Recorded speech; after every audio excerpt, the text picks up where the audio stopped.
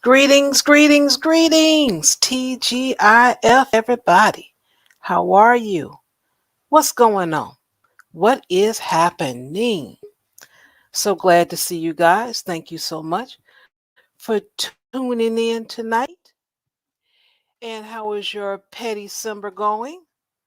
Oh, yeah, don't forget, we still have several weeks to go. The petty will continue, yes, and enjoy. I was thinking, I said, I think what's bothering me about wearing these masks is my glasses keep getting fogged up. That's what's bothering me. I've been dealing with these glasses. I'll be taking them off, put them back on, go in the store, they start fogging up, take them back off. I'm like, is there anything? And I've tried the different masks that say, oh, this one, just pinch the nose right here and don't worry about it. None of that stuff worked. I have several masks because I knew when it first started that we were going to be doing this. At least I knew I was going to be doing it for at least 2 years. I'm like, they can take their mask off if they want to. I'm keeping mine on. So I have several. I got a wardrobe of them bad fellas. And all of them fog my glasses up. Yeah, Don Teasy, I must not be breathing too easy. That might be it. But yeah, my glasses are always been being fogged up. I've tried it. I really tried. And also, what I'm noticing, and I mentioned it before, but it is becoming more prevalent here in Chicago when it comes down to the smash and grabs. They have, yeah, it's been a lot of them. It's been escalating more than usual. And I'm like, wow, it's so sad. It really is. And this one place, it happened north side of Chicago, more so northwest, where the dominant society is. They're paying a lot of taxes and everything. And those people were out there marching, protesting, saying, mayor, governor, president, they didn't care who it was. You all better do something because I will take my tax dollars everywhere, somewhere else, anywhere else. They weren't playing with the folk. I've seen them looking like they're giving something away. What's happening? But they're not playing. They are not kidding at all. They're like, no, we spent too much money. And they really build up that area. And I remember some years ago, I used to like to go in the area because they had a lot of different things. And they made it a real nice community where um, you can go to the bookstore. At that time, it was a bookstore a good 15 years ago or so, or 10 years ago. And you can just enjoy going, having a cup of coffee, or at the time I wasn't drinking coffee, but I did drink hot chocolate. And I would enjoy going to the north side and chilling in a bookstore, get me a cup of hot chocolate, grab all the magazines that I wanted to go through for the month. Oh yeah.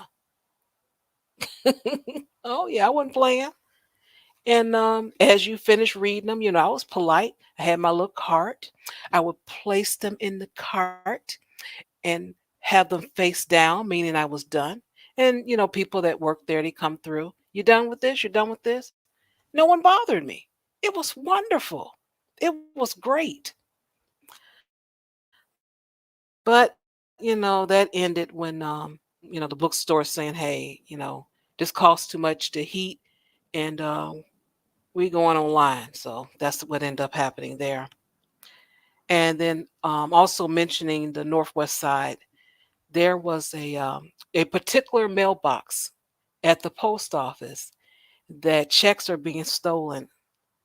And the woman who sent her son $10,000 in a check, the form of a check, she mailed it in November. I forgot the date. I think they did say the date in the news article, but let's say the 5th. She mailed it on the 5th, put it in a particular mailbox at this post office. It was like right outside the post office. And the next day, it was cashed. They had changed the name, the address, and everything. They changed everything on the check and got the $10,000. So the woman said, there's someone that works at the post office doing this. And I just want to tell you all, it's just not safe anymore to mail a check. I'm just letting you know. I'm like, ma'am, I think you're onto something. I think you're onto something.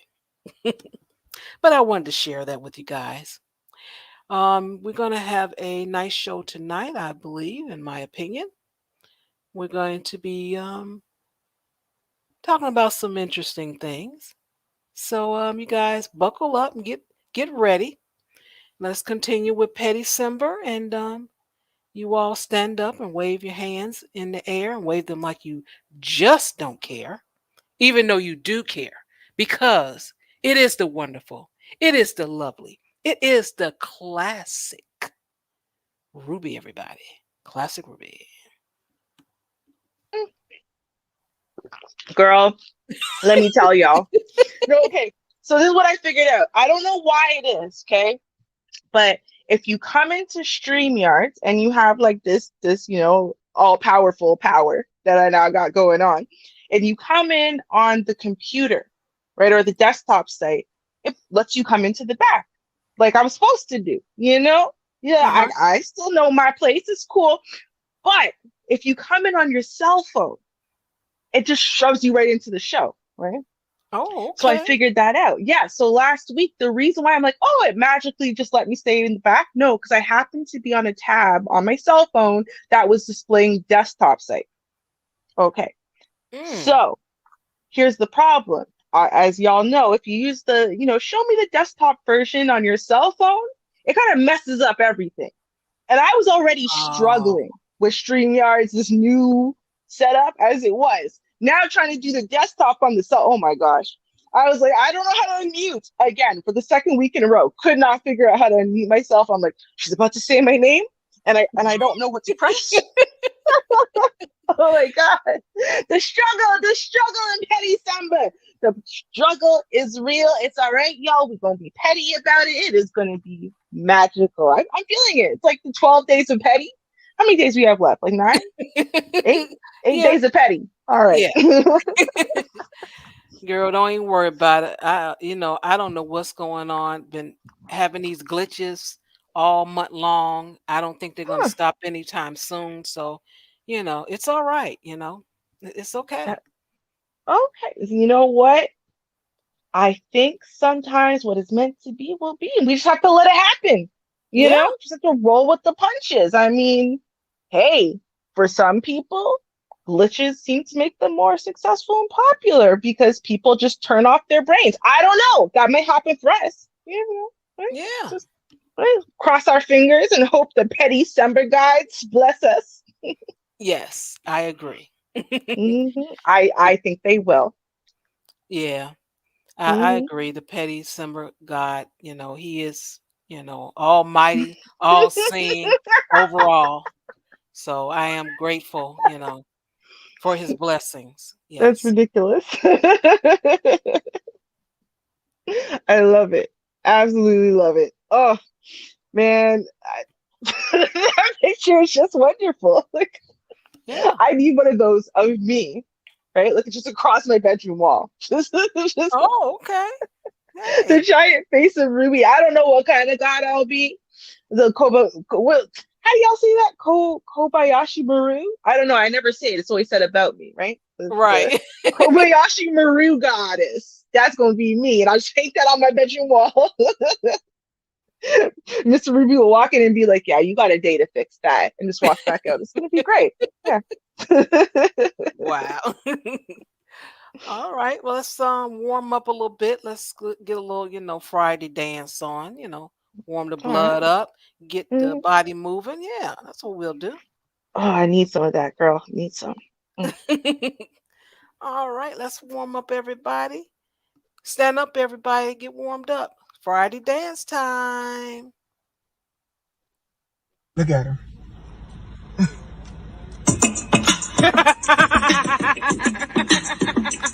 We gon' talk this thing over. Duval in the middle of the night. Come on, come on. Make you a baby, take a baby. Make you a baby, take a baby. Make you a baby, take a baby. Make you a baby. I'm living my best life. I'm living my best life. Ain't gonna break the fall between you. I'm living my best life. Ain't gonna break the fall between you. I'm living my best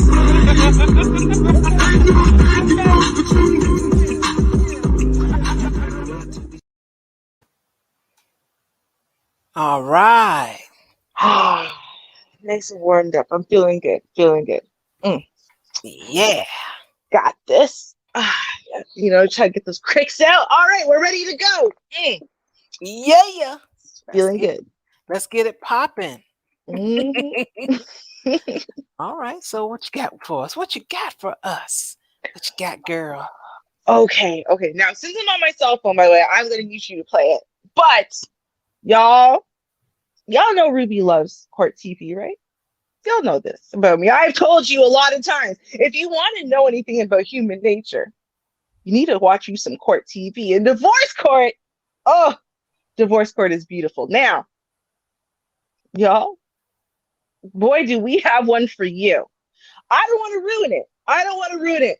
I got so much to say about this woman. I got so much to say about this man. I don't want to ruin it though. I feel like the littlest thing I say is gonna ruin it. Because you gotta just see it as it comes. You know what I mean? Yeah. It's I can't even believe it. And y'all, I'm very happy. I'm very happy that for once it's showing that the ancientness is like an everybody phenomenon, not just an us phenomenon. All right, so you can't blame black women, you can't blame black men because neither are in this show.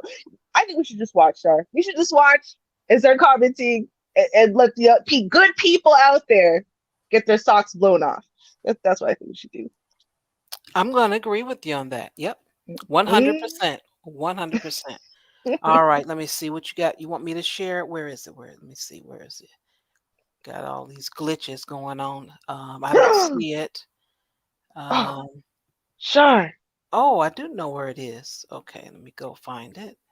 Okay. I was Okay. gonna say somebody sleeping in your bed. Mm. It was a glitch. I'm sure you didn't see it because you weren't looking at the screen. I just had to let you know a glitch happened. It was a man in a bed. That's all I gotta say about it. That's all I gotta say. We ain't trying to call you out or nothing, Sean. I'm just saying. I'm just saying.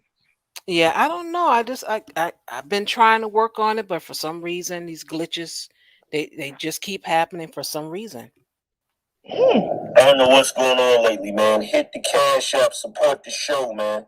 Support the show, man. Oh boy, here we go. Oh boy. Yeah, Just can't it's leave you alone. Mm. yeah. Oh, Them okay. petty guards. What can you do? Yeah. Hmm. Maybe I should do a prayer. Maybe that'll help. I don't know. Hmm. You think that Hey, might help? I should try. you know what? Pray to Jeebus. I think what we would need then is a good bishop of the Church of what about these black mamas? Yeah. Yeah. We probably would need him. You want a petty prayer? He's the Okay. one. You need some petty deliverance? He is definitely the one. I can't even say the church name without laughing. Church of Okay. what about these okay. Well, I don't know. Let's see. I wonder. I want to see this. All I'm saying is this to y'all in the clouds. that aren't speaking because y'all don't speak unless you know we're going to talk about something that you want to lament on. So I'm just going to say this. I want to see if y'all are going to keep the same energy and if you're going to stay logically consistent. That's all I'm saying. That's all I have to say about this one. Let's see. Let's see if they come out, right, and call out the A shitness when it's not a particular gender and ethnicity that's doing the ancientness. And let's see if they're gonna, hold feet to the fire for the foolishness in general. Let's see. I don't know. Let's see. All right. Okay, let's share the video here. Let's see. Where's the darn thing? Share. Oh, okay, there it is. Add to stream. All right, let's see what happens here. Somebody's sleeping in my bed, baby. I swear to God, we didn't play that, y'all. We did not play that. That is hilarious. Oh boy. I don't know. I'm trying these glitches. Yeah, glitch in the system. Oh boy. Well, just forgive me, everyone. We're working on it. We're really trying here, and it's just some glitches in the system. Yeah, glitch in the system. That is hilarious. That is hilarious. Like, that's exactly what came into my mind. Then it pops up. That was amazing. That was absolutely amazing. I'm very happy. Thank you. Let's see. We're gonna try it again here. Let's see what happens here. Somebody's sleeping in my bed, baby. Yes, Your Honor. You have brought Mr. Drew Ader. Yes, Your Honor. To divorce court today. I understand the two of you are not married, but you have been engaged. Correct. For 1.5 years. And you've had a number of issues in your relationship, and you are trying to decide what to do next. And you're also suing, ma'am, for $2,500. You would like Mr. Ader to pay for a deposit you made on your wedding dress. Yes, Your Honor. Okay, I'll start with you, Ms. Blend. Why don't you give me some background? So, yes, the engagement is over. Done. I have been with Drew for 5 years. This is not the man I met. This is not the man I agreed to marry. He is egotistical. He disrespects me. He postponed our wedding twice. It isn't the same person. And I can't do that. I have made that decision. Okay. I love myself more than that, and I deserve the best. Mr. Ader, what do you have to say in response to that? Your Honor, I love Libby, and I want to spend the rest of my life with her, but I feel like this entire marriage has been forced upon me. I have told her consistently that I'm not ready. I grew up in poverty. I grew up without money. Right now, we're not at a place where financially I think we would be secure to run a successful marriage. And I've tried to bring that across, but she thinks marriage would be the saving grace. It's not. I got engaged to show her that I'm committed to her, but I'm not ready to get married tomorrow. That's why you called off the engagement? Because he didn't really want to move forward in marriage? Yes, but so much more. So, first of all, he proposed to me. So if he does not want to get married, that never should have happened.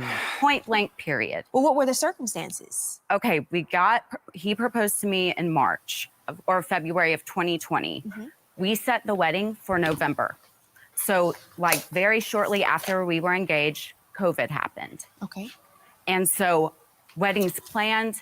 Because of our financial state, my parents paid for the whole wedding. So 7 months after the proposal, the date was planned pretty closely after the proposal. He knew he had several opportunities to say he was not ready for this. So I'm at the rehearsal dinner. My whole family has flown in. My grandmother, during COVID, should not be traveling, first of all. She's here for this wedding, and I get a text that he can't do it. He sent you a text message? He did not call me or anything. He texted me. So I have to look like an idiot and tell everyone that flew into town that the wedding is off. Wow. Can you imagine? Text message. By text. Is that a millennial thing? What is that? Honestly, a little bit. We gotta give them the millennial thing, right? That we were the first generation to pick up these cell phones and decide that texting, two-way, all that stuff was better than calling people. But that being said, we're also millennials, which means we tend to live with people before we get married, right? Mm-hmm. I'm gonna guess that these two engaged, grown people, they were in their 30s a couple of years ago, right? Like it was like a year and a half ago, right? Right. But they lived together. Not only that, okay, listen. For those of y'all who have never planned a wedding, I got to make this clear. Now, they didn't foot the bill, right? The parents of the bride did. But there's a lot of planning. A lot. It's not like you just call a number and say, hey, I want to get married. They go, what date? You go, May 21st. They go, sure. What would you like it to look like? And you just say some words and they go, okay, great. You show up on that date. We'll do everything else for you, right? Like there's a lot of planning. There's so much planning that it's a multi-million-dollar business alone just to have like organizers online and stuff of you just keeping track of all the things you have to plan and all the things you like, because you're paying deposits. Okay. You pay a deposit when you get a place, a venue for the church, right? The venue for the reception, right? You're paying deposits on your limos, on your tuxedos, on your DJ, on your caterers, on your alcohol if the venue doesn't have its own alcohol. You are paying on the bridesmaids. You are paying deposits on everything as you get them. Okay. Once you get the venue, then you send out the what are they called? The reminder kind of things. There's like, Okay. don't forget the date kind of stuff, right? Mm-hmm. And then This you is send out expensive. right. And it's a lot. Then you have to make the invitations. You have to make sure the invitations are worded the way that the families want. Then you send out the invitations. Okay. Then you have to go and you have to book hotels, right? You have to basically get a hotel to give you a discounted rate for like a block of, hotel rooms that are nearby to the reception. Then, okay, this was, remember, you've only paid deposits so far. Then she's got to go get her dress, then she's got to have that ordered. That normally takes about 6 months unless you want to pay outrageous fees. Okay. Then you have to go and do all of the designing, all of the floral stuff. Okay. You have to go and put deposits down on your hairdresser, on your makeup artist, right? You have to get the amount of stuff that happens all the way until the month before the wedding is outrageous. Then you have to go get a marriage license. It's not like you can just show up, get married, and deal with that afterwards. You have to, both people, okay, I don't know about America, I'm just saying Canada, both people have to show up, right, for us at City Hall, okay? You have to go and apply for a marriage license. You can't just show up and say, I want a marriage license, they hand you one. No, we had to give all of our information. We had to bring like all of our pieces of ID and everything like that. Then they go and they send it out and track it just to make sure, like, we're not liars, we're not wanted for murder, we're not already married, stuff like that. And then they, maybe, I think it was about a week later or so, then you get the marriage license. Then you have to go and pay everybody the full amount because you only put down a deposit before. So a month before the wedding, right, you're getting your license and you're paying now out the majority of the money. Oh, this is crazy. Saying in the 7 months that they were engaged, right? When month 6 came and the wedding's a month away, after he's done all of that stuff, or at least watched her do all of it, but we know for sure he had to show up to get the marriage license. We know he had to. And when you go get the marriage license, right, you have to tell them when you intend to use it, and it doesn't last forever. It's not like you can just get one and hold on to it, right? So we know he did all of that. And then at the rehearsal dinner, which is normally a day, maybe 2 before the wedding, he sends a text message saying, sorry, I can't do this. Text message. You hear that, people? A text message. Text message. Oh boy. Okay, After I'm all gonna. of that, Char, man, at the moment that I was about to walk down the aisle, I'm telling you, I didn't like my husband. I like nobody. I didn't. But I would be damned if he didn't show up and if I didn't show up after all that time, effort, energy, and money.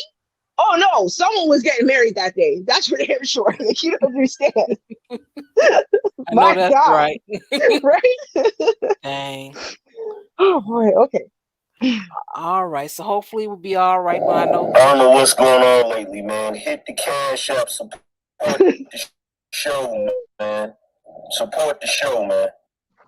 All right. So Somebody sleeping in my bed, baby. Uh-huh. Mr. Ader, what happened? Your Honor, my family wasn't even there. I didn't ask for her family to pay for the wedding. Going into it, it was, we have to get married on this date. Society says that, well, let's have a short engagement. I don't want that. I want us to be set up for success. Society, so you all took a vote on when to have your wedding ceremony, or did the two of you decide between yourselves? It kept getting rushed and pushed. It was like, all right, we got to get married on this Who date. in No, we don't. society told you you needed to get married 7 months later? It was her pushing me to get married. I got engaged for the sole purpose to show her I was committed to her. I think you can have a long engagement, and that's what I was expecting, and she knew that.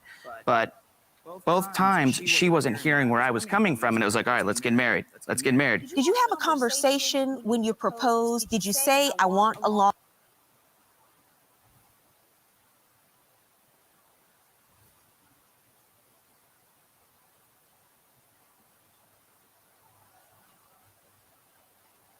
Yeah. Uh-oh. Yeah. long engagement? As someone recently married myself, I've been through this ordeal recently. There's so much planning that goes into a wedding. I'm just thinking about the number of times you could have had this conversation during this 7-month time period. Why wait until people have flown into town, the grandparents Your are Honor, there, they're at rehearsal dinner? I kept trying to tell her the entire 7 months that I wasn't ready. Really? I pushed the envelope forward What the do you mean entire you kept time, but trying? That was we the had the worst day of conversation. my life, Drew. Every single moment of the marriage going up to the 7 months, I was telling her, I was dropping hints, I was dropping clues, especially during COVID. I'm a personal Dropping trainer. hints is not having a conversation with the person you're engaged to. You wouldn't listen to me. At the end of the day, you sent a text message. Why didn't you send the text message 6 months prior if that's how you wanted to communicate that you weren't ready to get married? I feel like every man has cold feet, and I'm about to spend the rest of my life with this woman. And if she's not That's just listening not to true, me moving Mr. up to Ader. it, It's you. maybe I was at fault a little bit there for not dropping more of a hint, but my family's not even there. I'm not going to get married without my mom being Why at the weren't wedding. they there? Because they couldn't afford it. Mr. Ader, it sounds like you proposed because you thought that was going to buy you more time. And it didn't, because Ms. Bland rushed into wedding mode. Okay, no, we need to So, pause. Your Honor. Did he, Ms. Bland? I'm just wondering, the terminology he's using. I tried, Right. others, the pressure, and all these different things. I'm like, what about you? Where's the masculine part of you at? Right. Or like just basic accountability for any gender, right? That Because too. how are you gonna sit there like a quote unquote man? You propose to the chick, right?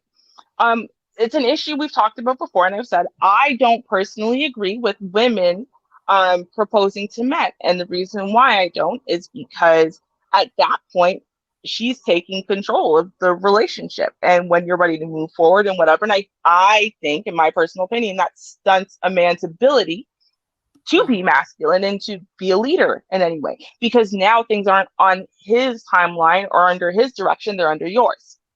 But that's not what happened here. He proposed to her.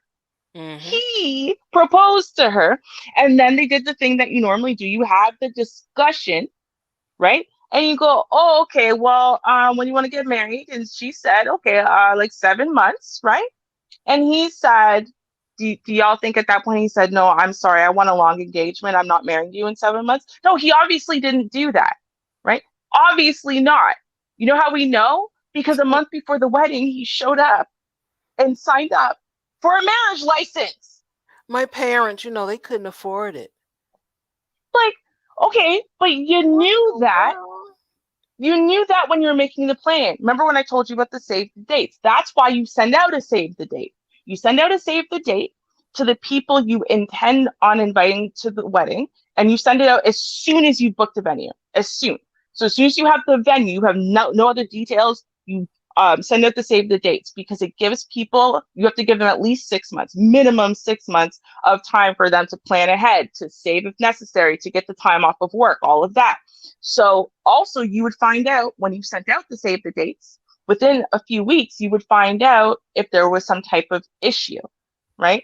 And for me, I had an issue sending out my save the dates or my invitations because Canada Post was on strike at the time.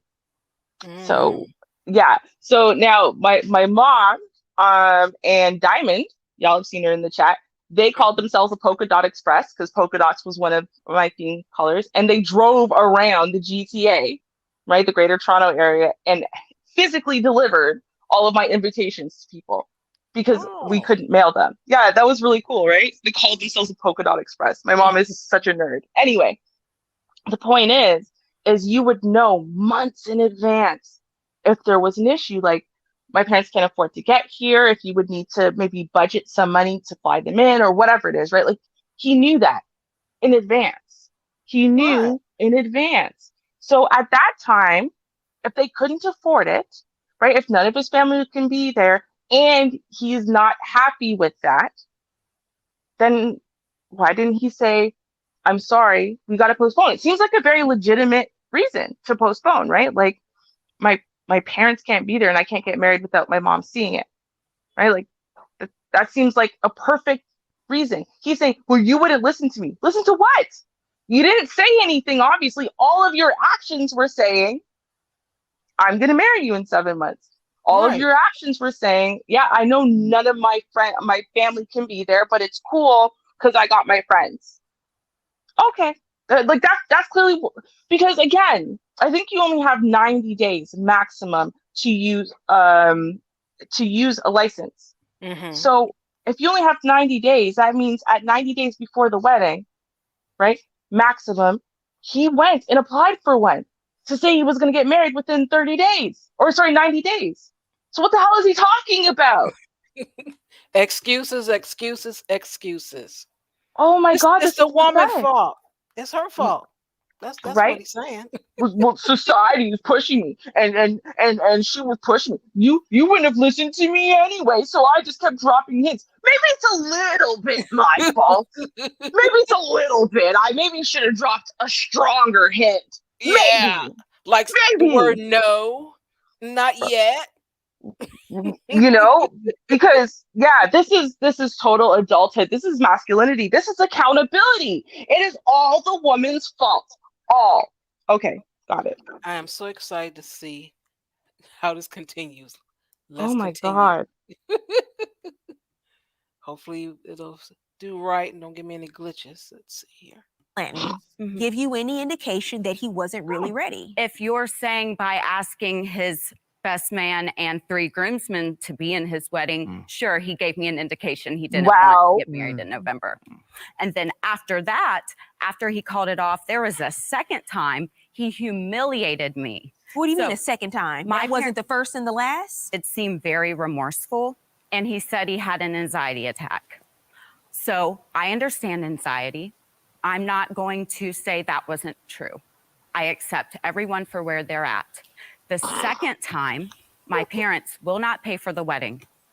So we are looking at venues in March ourselves because we have to pay for it. I'm talking to the lady, asking her questions. I turn my back for maybe 60 seconds. I turn back to ask him a question. He's not there. Not only is he not there, the car's gone. So I sit here with this lady, continue the tour of the venue. He has embarrassed me and embarrassed me and embarrassed me, and he does not care because these... Lady, you embarrass your darn self. Thank you. That's what I was just thinking. Yeah, I'm going to continue. Like, where's her accountability? Yeah. Where's her Reason. accountability? I don't get it. Your Honor, Oh my God. she ambushed me. I didn't know that we were showing up to look at venues. I thought we were just taking a look, perusing. As soon as we show up, the lady shows up with a receipt of a deposit that we're supposed to drop on a venue. Once again, we did not communicate that we were expecting to look at a venue. I'm not at a place where I can drop that kind of money for having these issues financially, especially during COVID right now, where I don't know where funds are going to come from. Where do you think you were going that day? I thought we were just looking at places. Hey, I'm willing to look to show you that I'm still committed. And yes, eventually I want to marry you. I'm just still not ready right now. We show up, there's a deposit slip for me to pay it. I don't have the money. Your Honor, it was not a deposit slip. Sure It was. was a list of the prices of things the venue offered. He doesn't know what he's talking about. Why would she give me a receipt? So There was no receipt. Mr. Ader? Yes, ma'am. So you just left and got in your car and drove off and left your fiance at the venue? Because it felt like this was a revolving door. I'd already been through this the first time around. The second time around, you're still not listening to me. Miss Blanton, what led to the two of you going to look at venues a second time? If the first time he calls off the wedding at the 11th hour, after all of your family and everyone has flown into town, why are you back looking at venues so soon? Did he not express to you that he needed more time and he wanted to wait to get married? At this point, he never set a time frame. And I did not put a gun to his head to go look at this venue. He got in the car willingly. He knew for a week this was scheduled. Period. So you really thought it was cold feet?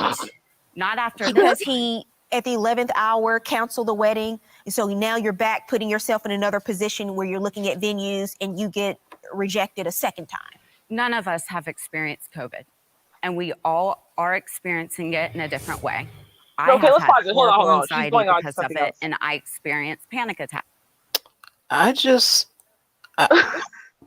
don't know what to say. I really don't know what to say.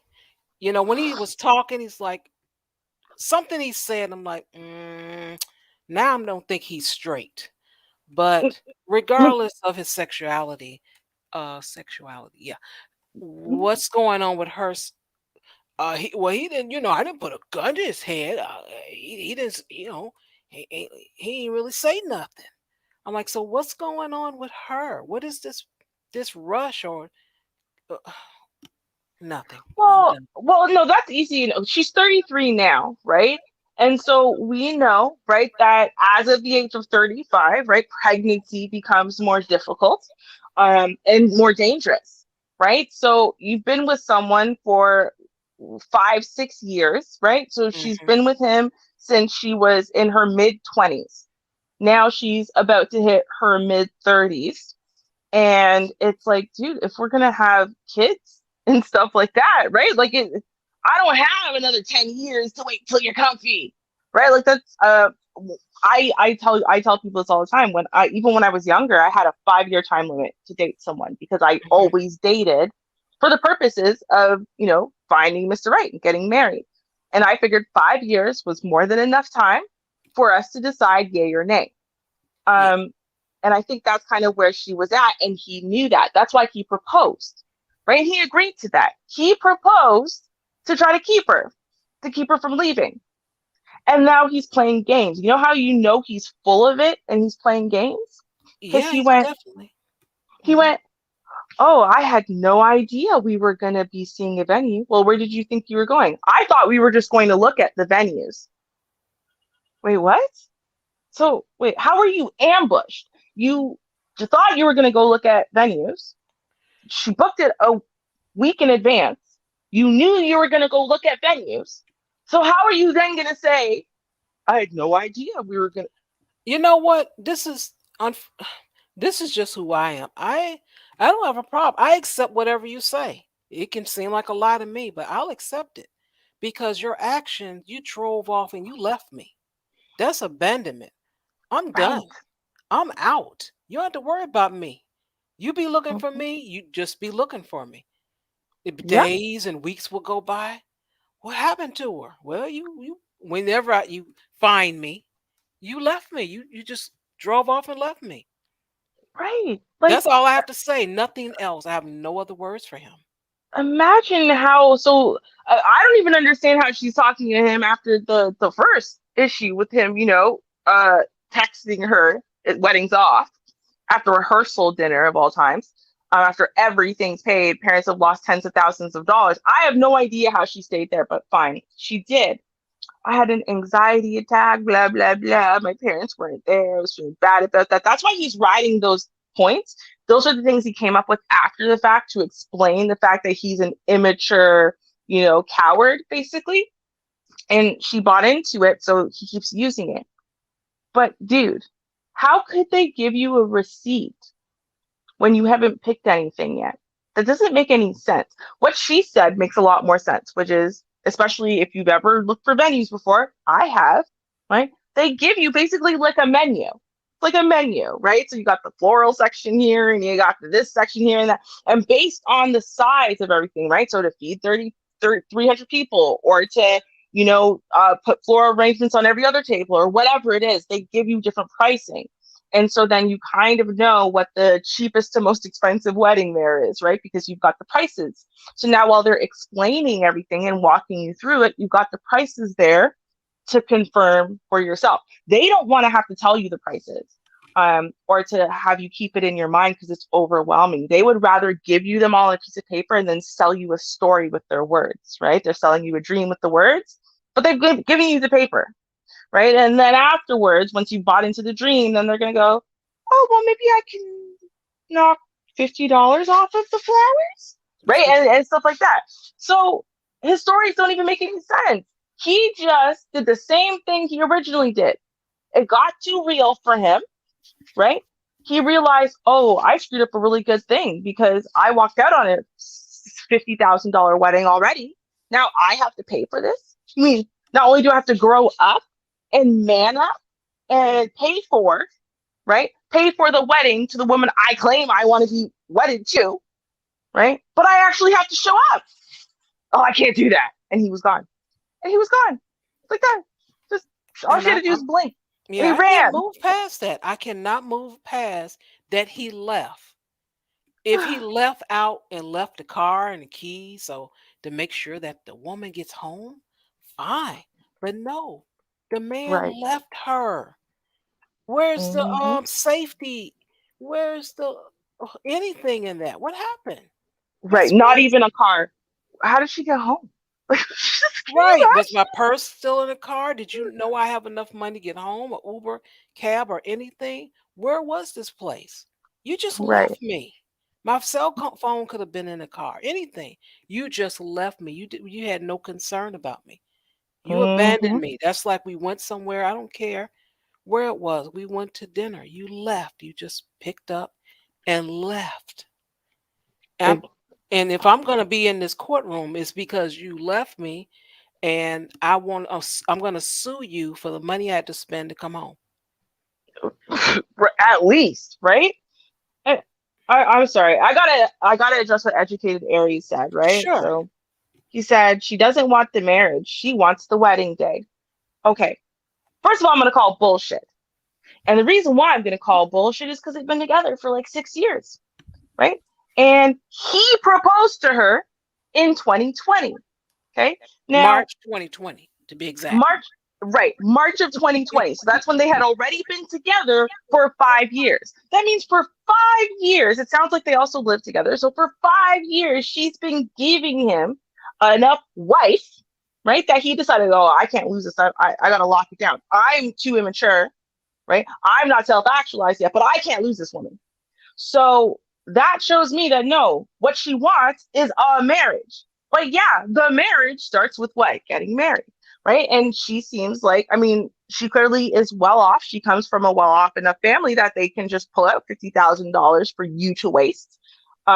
So, and she comes from family of married people. It's what people do. They don't sit there and live in sin and cohabitate because that's the new cool thing to do. Or just let's keep having sex on the side because that's the thing to do. No, that's not the way like most people think. Right. They think, oh, I found the one. Yeah, I think I can build a life with you. Let's go get married so we can start building our life. And she's 33 now. So if she wants kids, and whatever. And yeah, she needs the wedding to happen. Like this is not like an irrational woman. They've been dating for 6 months, and now she's sitting there pushing rings and weddings. 5 years. Come on. Yeah, Come on. she wanted to get married, but it had nothing to do with just wanting a wedding. I have to agree with you on that. If you've seen the first of it, then you definitely would agree with that or understand it. Exactly. I mean, come on. She already had a wedding. I mean, he didn't show up to it, but she had it. The fact that she stayed, and even though the family don't want nothing to do with it anymore, and so now it's a burden on them, that tells you that it's not just about having a wedding, because the family will pay for her to get married to someone else. Not this guy, but someone else, right? So, like, Yeah. come on. There's love here and devotion to that guy in particular here. Let's be fair and honest. Mm-hmm. All right, let's see here. Mm-hmm. Let's do it. Play. Somebody sleeping in my bed, baby. Yeah, glitch in the system. So, because of that, I give everyone as much love and acceptance as I can. What does your family say about him essentially leaving you at the altar? Oh, they did not like him before that. So 100% do not like him now. They said they would not pay for the next wedding. And yeah, they told me I was an idiot for staying with him. I know. Mm-hmm. Why didn't your family like him before the two of you were engaged? He's so egotistical.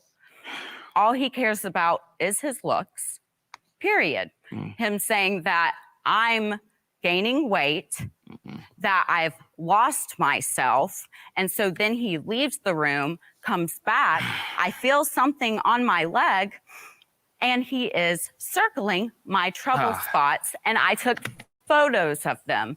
And there's nothing wrong with what my body looks like in that photo. So what were you doing? I'm a personal trainer. It gets to a certain point where I'm going to come home and you're going to keep asking me what's wrong with you. I wasn't circling her, showing her what's wrong with her. I was circling her, showing her where she can improve. I do that with my clients. Say, hey, where can I get better? This was it. You can tell in these photos. Huh? Did she ask you? She said, what's wrong with me? I'm going to show you. No. Like, I'm going to be honest. She said, what's wrong with me? Yeah, like thick thighs save lives. And this is why, like, no. Look at that. Like, there's nothing wrong with her in the photo. I'm like, this is where you can improve. No. I did not go, well, you're too fat here. That is exactly what he did. So you're saying she asked for a consultation? Yeah. And you just gave her one? For free. She's my Okay. fiance. He's the manager Your for Honor, sure. that was like the last.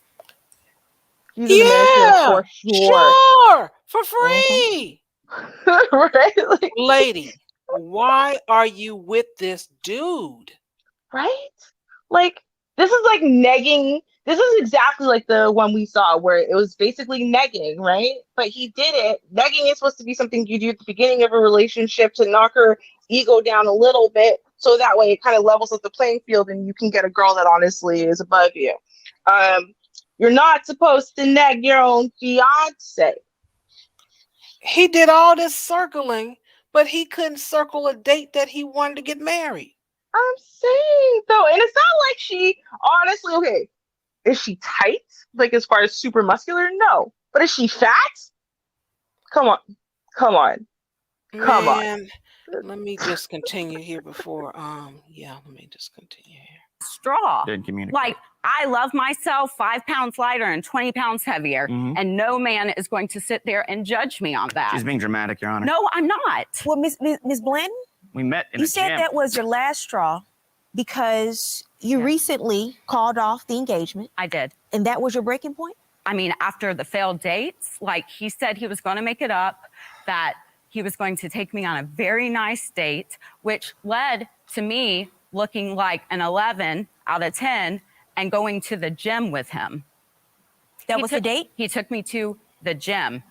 We met in a gym. Okay. I was just trying to bring back what we had before all this chaos is going on. Okay.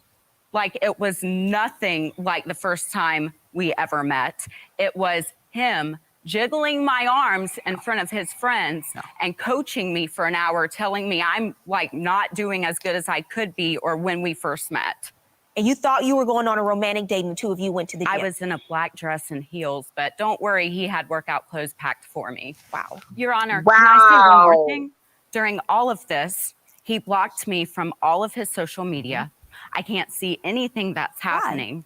There was one night he said that he was going to go to dinner with the boys and be home at 9 p.m. It is 2 a.m. in the morning. He will not answer my phone calls. He will not answer my texts. And I'm worried something might have happened to him. So I checked his social media, no new photos, no story uploads. So I call my friend. She goes and looks. And you can block a single person from seeing your stories. She called me back and said he had a full-blown story. What was on the story? She told me he was at a nightclub and not acting like an engaged man with women. Well, what was going on, Mr. Ader? Did you block her from seeing your story? Yes, Your Honor, I blocked her. Why? I have hot clients, and I'm also a personal trainer. So just how she uses her social media, I use mine the same way to help promote. So she would go through and get jealous, get upset, see photos that I would like. So you were out with clients that night? Confront me about it. So I got to a certain point where I was like, you know what? I'm doing more harm than good with my social media. So I ended up blocking her. Yes, my boys ended up taking me out to the bars that night. They understood. They knew what was going on. They saw firsthand what was going on. We ended up going to a strip club. They paid for some dances. I got a couple lap dances. And you blocked her from seeing that because you didn't want to cause an issue in your relationship. And we already had another issue in your relationship. Why do you say he owes you money for the deposit you put on your own wedding dress? Well, we have a dress in my family that gets passed down and they change it for style purposes, but we all wear the same dress. They will not let me wear that. So I had to put it down. So you are forbidden from wearing I'm forbidden. the family wedding dress. And they won't pay for anything. Is that not a clue to you? Your Honor, listen, I am woke with him Facts. now, and I am like done. But I cannot get my time back. Like, time is valuable. But you want your money back. I want my money back. There it is. Why do you say Period. you don't owe $2,500 for the wedding dress, sir? Your Honor, I didn't ask her to pay for it. Period. I didn't go, you know what? You should go do this. She knew that I was not ready to get married. I love Libby. And yes, I want to spend the rest of my life with her. You do. I do. You're still saying you do. I do. I just think that When you say the rest of your life, you're just saying that won't start for a few years. Yeah, like it's okay if we can take some time with this. You've been together for 5 years. Right now? That's what frustrates me. You've been together for 5 years Yes, already. How much more time do you need? Whatever it takes. Okay. There's nothing indicative about rushing here. What's really happened is you've been dragging your feet because you really don't want to get married. When a person says they want more time. Uh-oh. I did that. They're not ready. The answer is just Accidentally, no. I think. And that's where you made your mistake. Right. Because you took it as a not right now. But unfortunately for you, you took that not right now under the circumstances of you being embarrassed, humiliated. A person who loves you and wants to spend the rest of their life with you, they don't send you a text message on the eve of your wedding to call off the ceremony. They just don't do that, Miss Blanton. And so you're bending over backwards now trying to make excuses. And I know you say you're woke, but the fact is you've gotten to this place and now you're upset. You want him to pay $2,500 for your wedding dress. I can't order him to pay. Do I think you're wrong? Do I think that was wrong? Absolutely. And I also think you're dishonest and you're disingenuous because it's not about the time. You just don't want to do it. You don't send your fiance a text message to tell her that because you took the weak way out. It was a cop out. And you don't even see anything wrong with what you did. That's even worse. But legally, does he actually owe you money for what you paid for the wedding dress? No, not any more than he owes your family for all the deposits they put down to pay for the wedding. He doesn't owe that. I can't order him to pay you $2,500 that you spent deposit on a wedding dress. You're the one that called off the engagement. Your reasons are valid. Your reasons are correct. I understand, but that was a decision that you made. My judgment is in favor of Mr. Ader. Great. Good luck to both of you. Somebody sleeping in my bed, baby. Gaining weight. Child, you got to be kidding me. You literally have to be kidding. It's no way I'm going to sit up there. When he left me, that was it. I don't know what's going on lately, man. Hit the Cash App, support the show, man. Support the show, man. See, because this is a problem, right? And Mr. Z addressed it. But honestly, we have a lot of grown ass children, where literally, 30 is the new 20. They're just a bunch of kids. Like, they don't think rationally like adults. I can't even imagine, honestly, can't imagine that this is really a bunch of people in their mid 30s having a conversation about their real lives. Right? Like, not like decisions they made in a board game, in their real life. Like, that girl is not well. Okay. And when I say not well, like, as in she is, how do I say this? She is suffering from some type of insecurity disorder. Like, I actually think it's a disorder. I think it rises to the level of disorder. And the reason why I think that is because nobody with a healthy self-esteem, with an intact level of self-confidence, self-respect, self-love, would ever still stay through any of this. Like, he is doing literally everything that is the end of a relationship, but he's done like 100 of them altogether in your last at least 2 years. But he's probably been like this the whole time, and she stays. Like, where's your self-love? Where's your self-respect? How you're so desperate to validate. See, I used to have this problem, so I get it, right? But it's like, you feel like you've invested so much time and energy, right? This is normally when you've picked up a man who's a project. Okay, let's be real. He's not self-actualized. He's not a leader, right? He's not anything. But you decide, I can fix him, right? I can help him. I can prove to him this and prove to him that. And you put your blood, sweat, and tears into it, right? And then, of course, he doesn't change, nor is he fixed. But you've already invested all your best years into him. So now you need him to validate you. You need him to validate all of that work and all of that youth and beauty you've lost and all that. You need him to validate it. And the only way you can validate it is by getting married. Because once you're married, then you can say, see, but he loved me that much. See, but I knew it was going to work out. See, you see, right? And so no matter what, instead of saying, yeah, guys, you know what? He was a jerk. Shouldn't have wasted my time. When this whole, text message thing happened, she went, oh, don't worry, it's just anxiety. He's going to marry me. You'll see. And it just lives in complete denial constantly. It's amazing. I've never heard someone so lost and in denial. What the holy hell? These are real people. I'll even give her the first time. You get one. Mm-hmm. Come on, I give you one. Right. But you gonna pull off and leave me? We went together somewhere, and you pulled off and you left me. You had no concern about my safety of getting home. You do not care about me. That is Nope. abandonment. I'm done. Yep. Like I said, I would have been in court. Forget that darn dress, because we wouldn't have. Well, maybe she did spend the money the first time, but I've been there getting my money back from my Uber or my Lyft. That'd be the only reason I'd be there. Your Honor, I'm here to get the money that I spent to get home from the place that he left me. Well, tell me about Right. your story. We went to go see some venues. I turned around, he was gone. He took the car, keys, everything. And I wasn't able to get home. I had to spend $200 on Uber because it was the peak time. And I wasn't waiting around to see if the price go down. And we live for, a pretty long distance away from this venue that we went to visit. Well, why did he do that? I don't know, Your Honor. I didn't ask.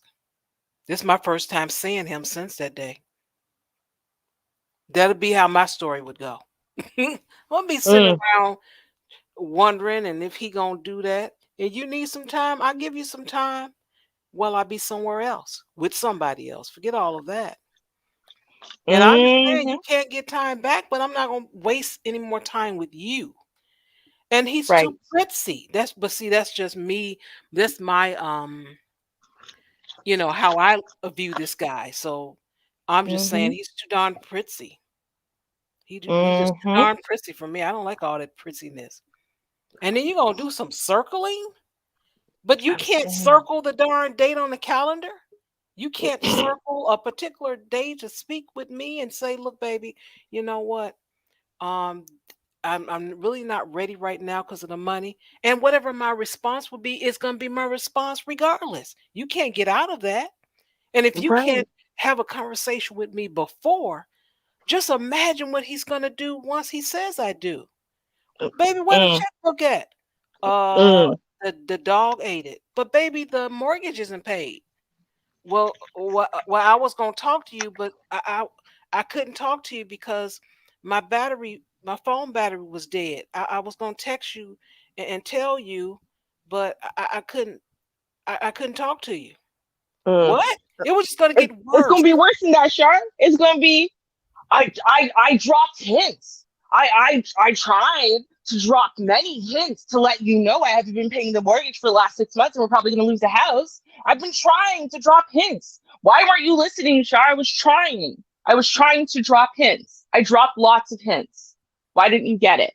Yeah, maybe I should have been a little stronger. So this is a childish man. How do you... I don't even know what more to say. So what I'm going to do is shout out because we have a contribution here. You have made Sheed sing. Thank you so much, Mr. Z. So Sheed, you know what to do. Hit it.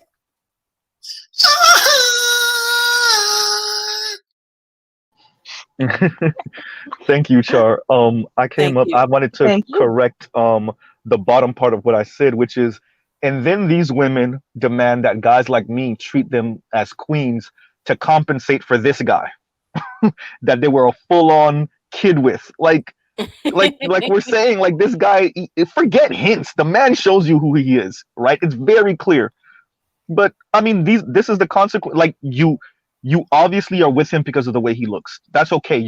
You're essentially maybe buying him.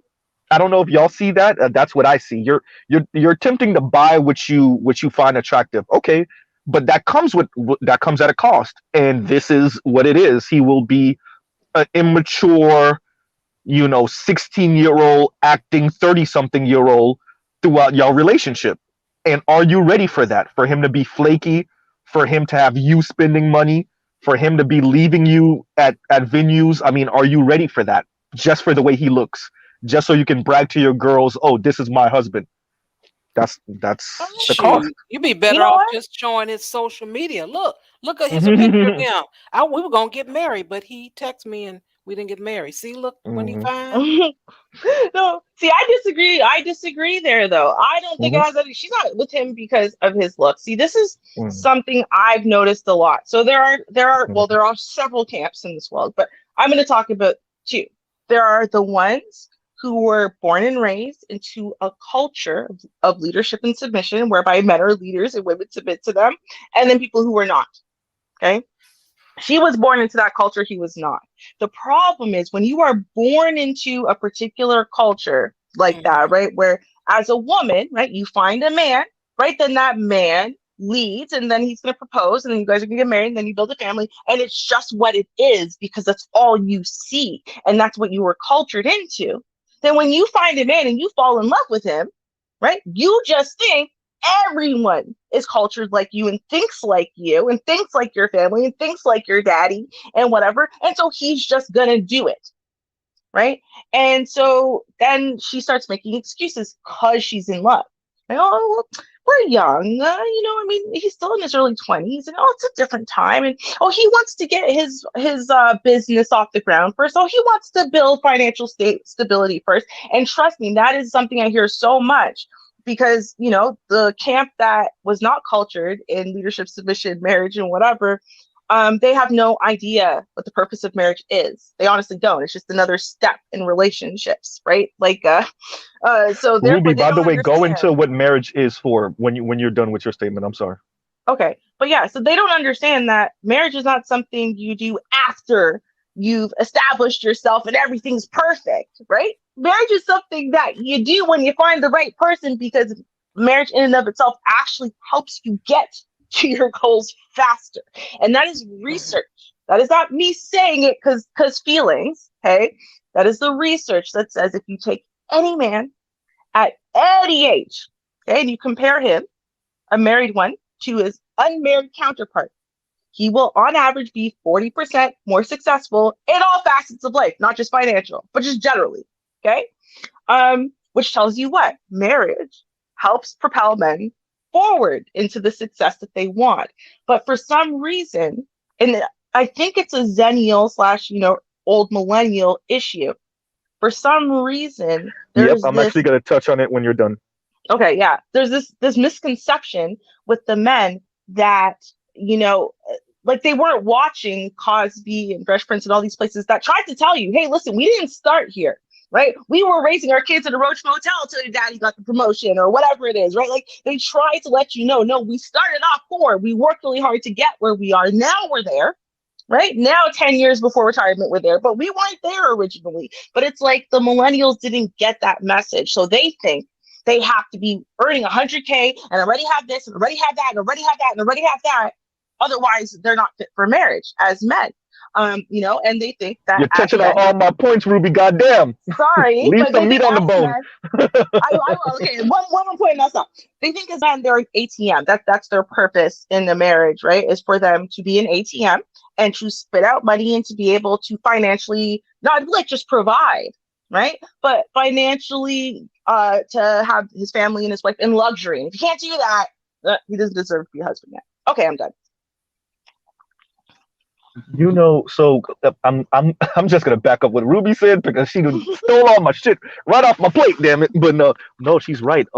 That is what it is. So we as millennials were enculturated, and I think it's because boomers and older Xers, they might have had regrets about how they became adults, walking into adulthood with husband and wife and children in tow. So they raised us that marriage and children are at the finish line. And what you're seeing is hordes of millennials, regardless of what developed nation you go to, that are just not getting married or having children because they really have bought in to the idea that you don't do this until all your ducks in a row, and that's not really working. So I'm definitely backing up Ruby with that sentiment because it was sold to us, and Ruby's in Canada, we're in the US, and it was sold to us too over here. As millennials, you just make sure everything is fine. You're financially stable at worst and financially well off at best before you even consider, having children and getting married. And as you can see, nope. So, it's not really working for millennials. And what I will push back a little bit is, no, I really do think, no. Yeah, let's be honest. No, I'm sorry, I'm at work right now, so I was talking to my coworker. But no, I really do think that this young lady might. It definitely could be what Ruby is saying, but I think she likes what she sees and she's willing to go through certain trials and tribulations to deal with this look. I'm not fully. Maybe I was being a little extra when I was describing it, but I think a lot of this is, damn, am I going to be able to pull someone that looks like this again, right? Like I think we have to be honest that certain people, men and women, but we definitely see it more from men. That's why we can describe it better when we see men do it. But sometimes people go through crap because the person they're with just looked that damn good to them, at least, And I do know men do that, but I also want to point out that neither one of her parents liked this dude. And that is unusual. Usually one of them would like the dude, would accept him. But nobody liked him. No one. I think they liked him until the whole text message fiasco, right? Because they did pay for the first wedding. I'm guessing she had the dress for the first wedding and everything too. That was for the daughter. Had nothing to do with him. They didn't like him. She said they didn't like him. They didn't like she him. did say that. You're right. She did say that. I just made the assumption that it was because they paid for the first wedding that you know, they liked him enough until that point. But you're right, you know. I mean, if anything, if they did like him before the anxiety situation happened, then they probably would have been more likely to, you know, okay, let's talk about it and see if we can, you know, come to some type of we don't hate you anymore thing. But they weren't willing to do that. So, okay, that's true. But here's the thing. Men and women think differently. And, you know, both men and women, we do have an issue where we project the way we think onto the opposite gender and then say that they think that way. Men will absolutely screw themselves over in a billion different ways because she's just that hot to him, right? Women know that. We know that our beauty and our sex appeal can get us things that we want, right? Often with Ruby, you ain't gonna tell me I'm wrong right now. Yeah, I'm not. I'm just not gonna accept it. No, I'm fucking with you. I'm Go about ahead. to tell you you're wrong. Go ahead. I'll explain why you're wrong, especially about this woman. Now, if you were talking about a woman who came from, hey, if BGS was here, he'd be happy, because I'm about to agree with him on something. Jesse Williams' ex-wife? No, BGS. No, I heard you. No, I know BGS, but I'm saying you're about to describe Jesse Williams' ex-wife. No, I'm not. But I am going to talk about class, because he likes to bring up class a lot. And she's from upper class, as far as her culture, as far as her mindset, as far as her upbringing, A. B, she's actually an attractive woman.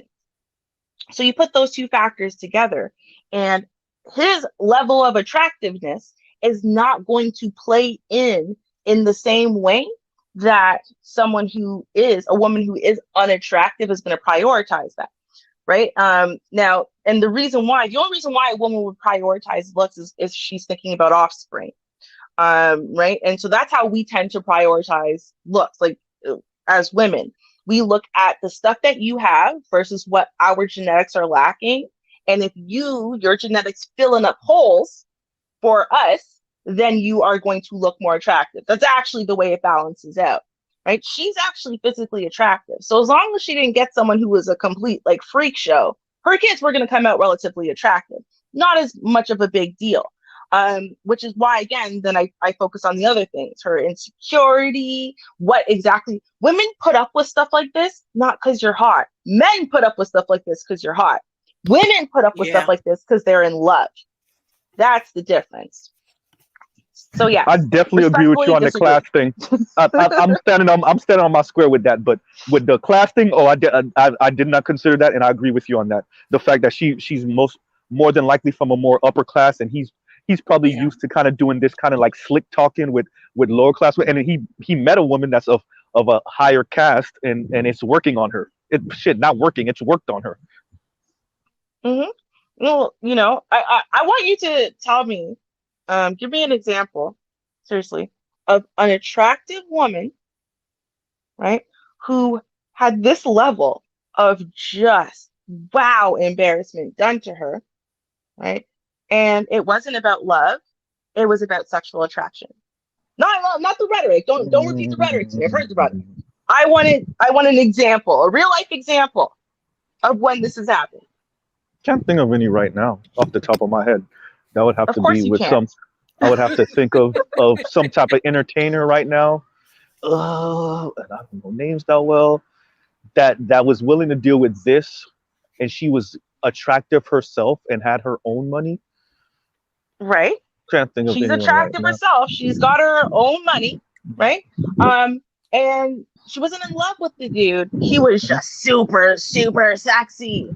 That's not what you see. I mean, Vivica just popped into my mind, but Mm-hmm. Vivica A. Fox and 50 just popped into my mind. You know. Yeah, but now let's think about that. So, what level of horrible shame did 50 Cent bring to Vivica? to the point where she was out here twerking on poles at award ceremonies after he broke up with her. That level. Oh no. See, that's after they broke up. I'm saying during them being together. I don't remember. So please remind me. You remember? I can't. Yeah, no, I can't. I can't think of any right now. No. There you go. right? And even in that case, right, we're talking about Vivica, who's absolutely gorgeous, but also very old, right? And so there's a different Not at that factor in time. play there. How old do you think Vivica is? Vivica's like in her 50s now, right? Mm-hmm. Yeah. So at that point, she was what, in her late 30s, maybe mid late 30s. That was like, oh, wasn't she in her early 40s already? We're talking about like, oh, what? We're talking about like what, 05-ish, 06-ish, something, maybe something like that. I don't If know. we're Oh, here we Why did they go. break up if you have an 07-ish. idea? They went public in 2003. Why did they Okay. break up Yeah. if you remember or if you can find it? I don't know. Oh, That's why I'm like, I think the thing is though, right? And I don't know, but I want to confirm before I just say, oh, you were wrong, because I like, facts to prove that I'm right and everyone else is wrong. So with that being said though, the reason why I point out the age difference, my understanding, and I might be wrong on this, but isn't 50 Cent a lot younger than Vivica? I think so. No, you're right about that. Yeah, I think so. I think he's younger than her, definitely. Okay, so hold on, 2019, 8. Okay, so 2000. She's 57 now. So then. Oh no. So yeah, no. Yeah, you're right about the age then, because I thought she was more like 53, 52 or something. he wasn't going to marry anyone, though.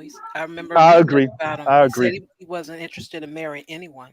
Yeah. Right. Then Right. And I mean, remember Gabrielle 50. Union? Oh, 50 ain't shit. I have a whole different outlook on that then right now, because I didn't know he said that. Go ahead. I'm sorry. Yeah, Gabrielle Union. Go ahead. Well, first of all, he's 11 years younger than her. 11.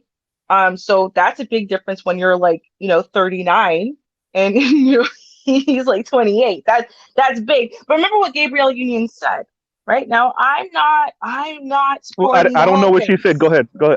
I don't know. Yeah. So who's the basketball dude or football Wade. dude?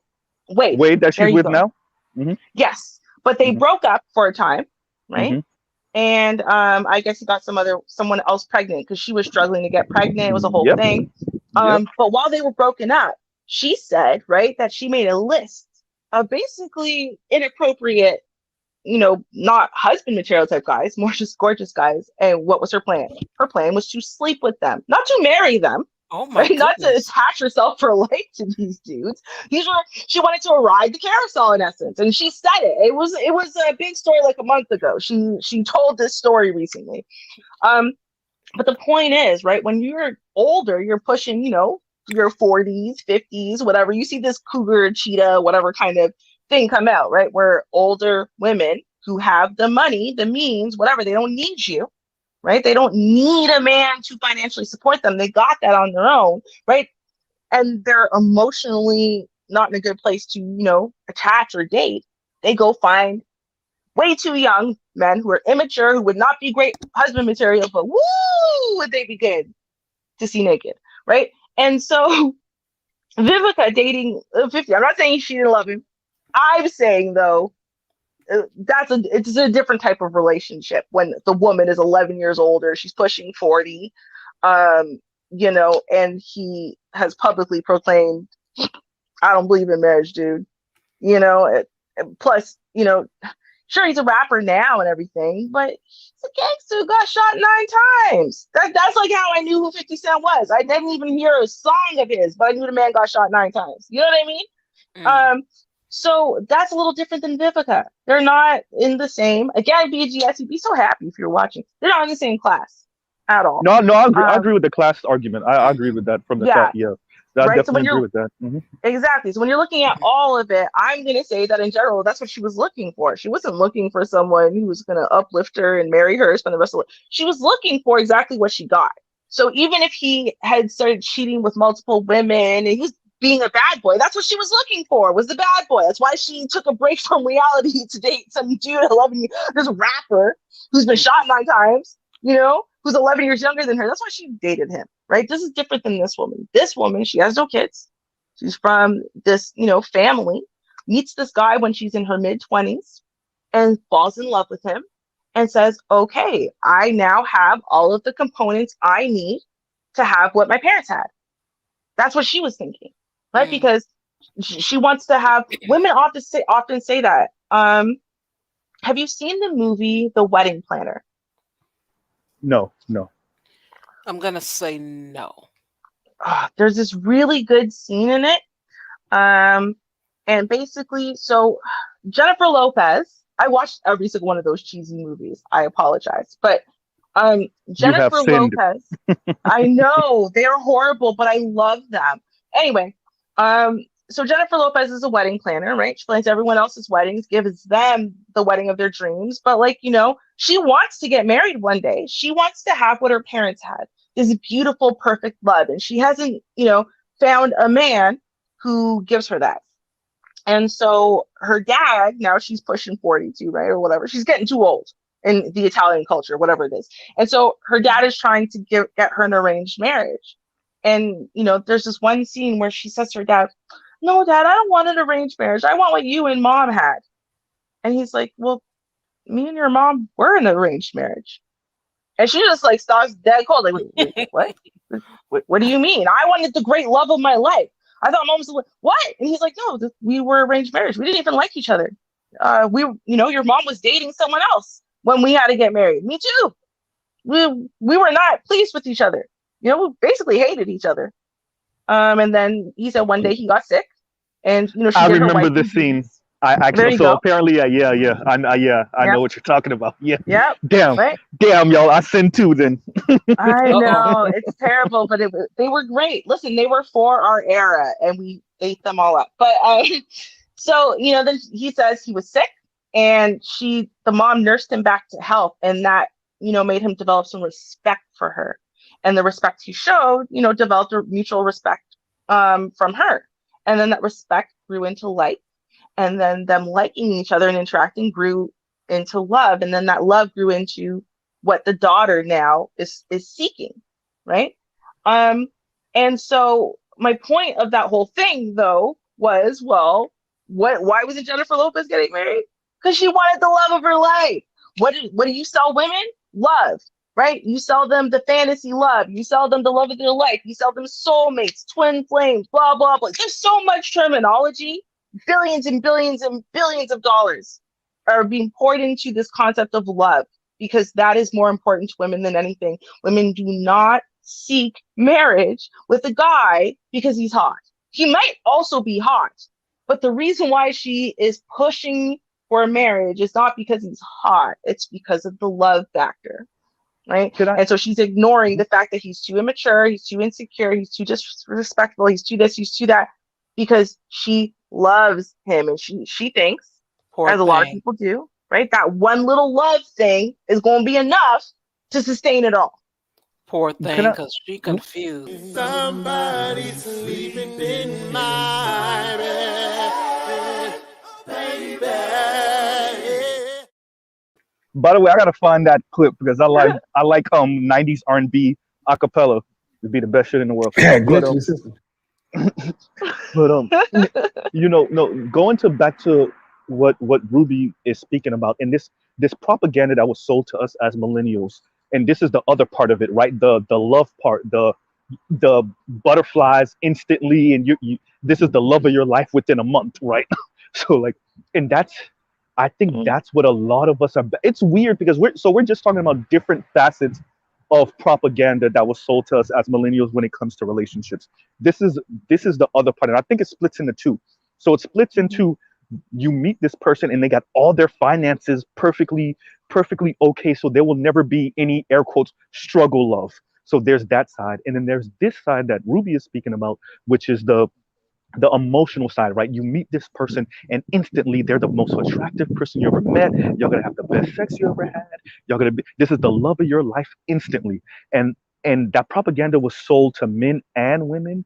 I think because we've critiqued men nonstop for the past 4 decades or so, we have the language to describe their delusion for the most part, right? I think now with the manosphere and the Black manosphere, we're starting to develop some language, although a lot of it's coming from an angry place, yes, but we're starting to develop some of the language to describe the women and their delusion, right? So that's, and Ruby, excuse me if I'm wrong, maybe you could correct me, but that's what I see a lot here, where it's the I don't want to build love with a man. I want this nigga to be like the shit from the beginning. I want to be madly in love with him from the beginning, because I don't even know if I can respect. I can only do that if his money is that on point.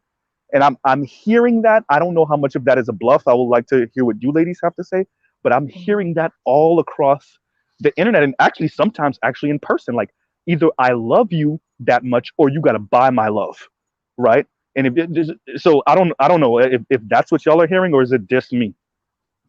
All right, well, sorry. Why don't you go first? I've been running my mouth. Let me clarify what the question is. Are you saying what I hear in the YouTube street? Is that what you're asking me? But it's not just the YouTube street. I think this thing is spilling out, because I'm hearing this in person now when I have conversations. Because especially when, before I was blue collar, I was white collar, and I worked at this foreclosure mill that was, and excuse my background, I worked at this foreclosure mill that was like hundreds of people, attorneys, paralegals, and whatnot. And this was one of the sentiments. It's either I'm madly in love with this man where he could be regular degular, or he comes and buy me, and then I'm with him because of the stability. And so I can't say I heard it. I see that, but I can't say I heard it. When actually just said the word out, or said it verbally, it's like, oh, okay, she really digging that dude. Or I look at the other direction. Oh, he's paying for her. Okay, I get it. So if that's what you're asking me, yes, it goes both ways. I wish I could find the couple homegirls that verbatim said it. Like, it wasn't coaxed. I didn't coax it out of them. They verbatim said it. I've heard this from one Latina, one white girl, and one black girl. And the black girl that said that to me said it to me like within 2 years ago. Straight up, just literally how I just said it. Either I'm madly in love with him or he bought me. And yeah, go ahead. I'm sorry. But okay, so here's the thing, right? Now, women, right? I'm a dog. I'm going to talk about evolution for a second. I know y'all don't like it, but every time I've ever talked about this, it wasn't with like a really specific example like this. So I think this is great, because I'm going to be able to kind of talk about this little piece, and hopefully it'll be digestible, and we'll just go over everyone's heads. They'll just go, okay, and move on. Vitamin size. Go ahead. Okay, so here's what it is. When we are young, right, human beings in general, right, we go through puberty. We all know this.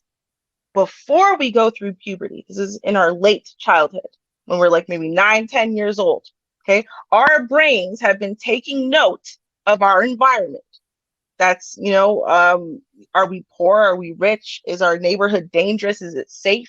Do I feel secure? Do I have time to, kick back and relax? Or is it every day like terror, right?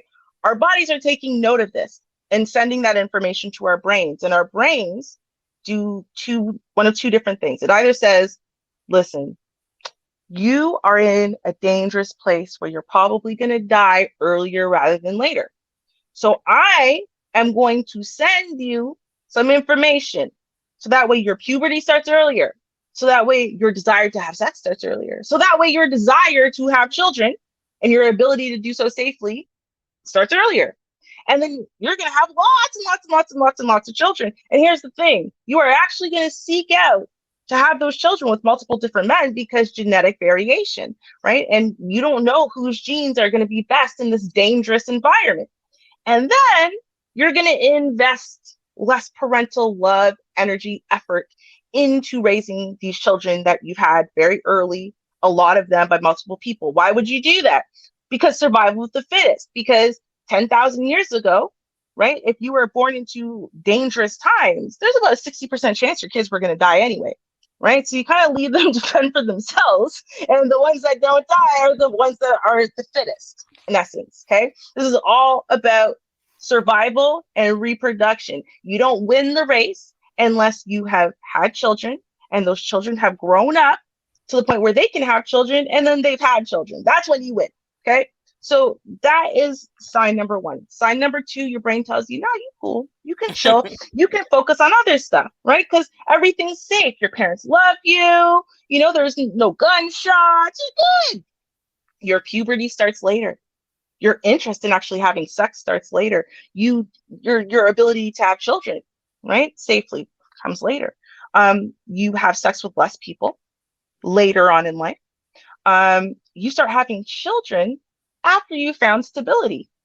You have less children with less men, and you invest a lot more resources into those children because there's a high probability they're all going to live, which means if they're all going to live because the environment's not going to kill them off, then it means the more resources you pour into each kid, the more likely it is that kid is going to be more successful.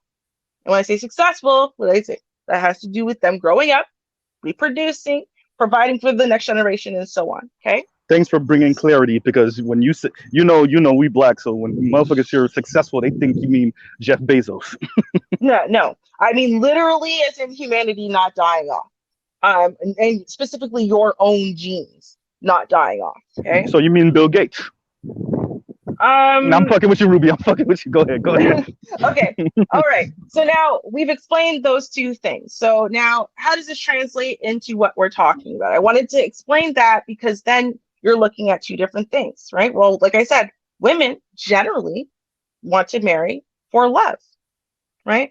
But if you were already conditioned into this like the bad place, right?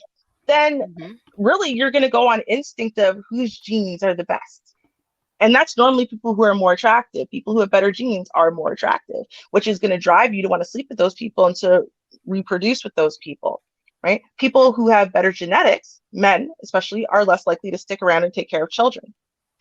Now this becomes a game with the woman. When I say game, what is it? Well, if she's very attractive, she understands that she's got a period of time in her life where she can use those looks to get what she wants. And she can also use that to get herself some great genes to reproduce with.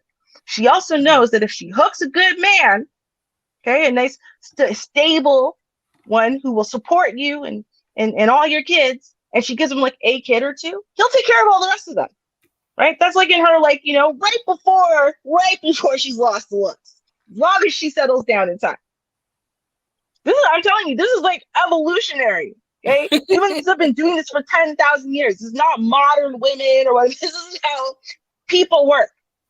Right? No, just like men I agree with this. Work this way, right? The most attractive men go and spread their seed everywhere. They have no interest in raising those children. These are genetics, right? Men who are unattractive, though, they're unattractive. I mean, like physically unattractive, right? But also, they're less popular and stuff like that. Those are the men who are going to wait until you're over 30 and you've had a few kids and whatever, and then wife you up and pay for all your children as long as they get a couple. That sounds crazy to men, but think about it this way.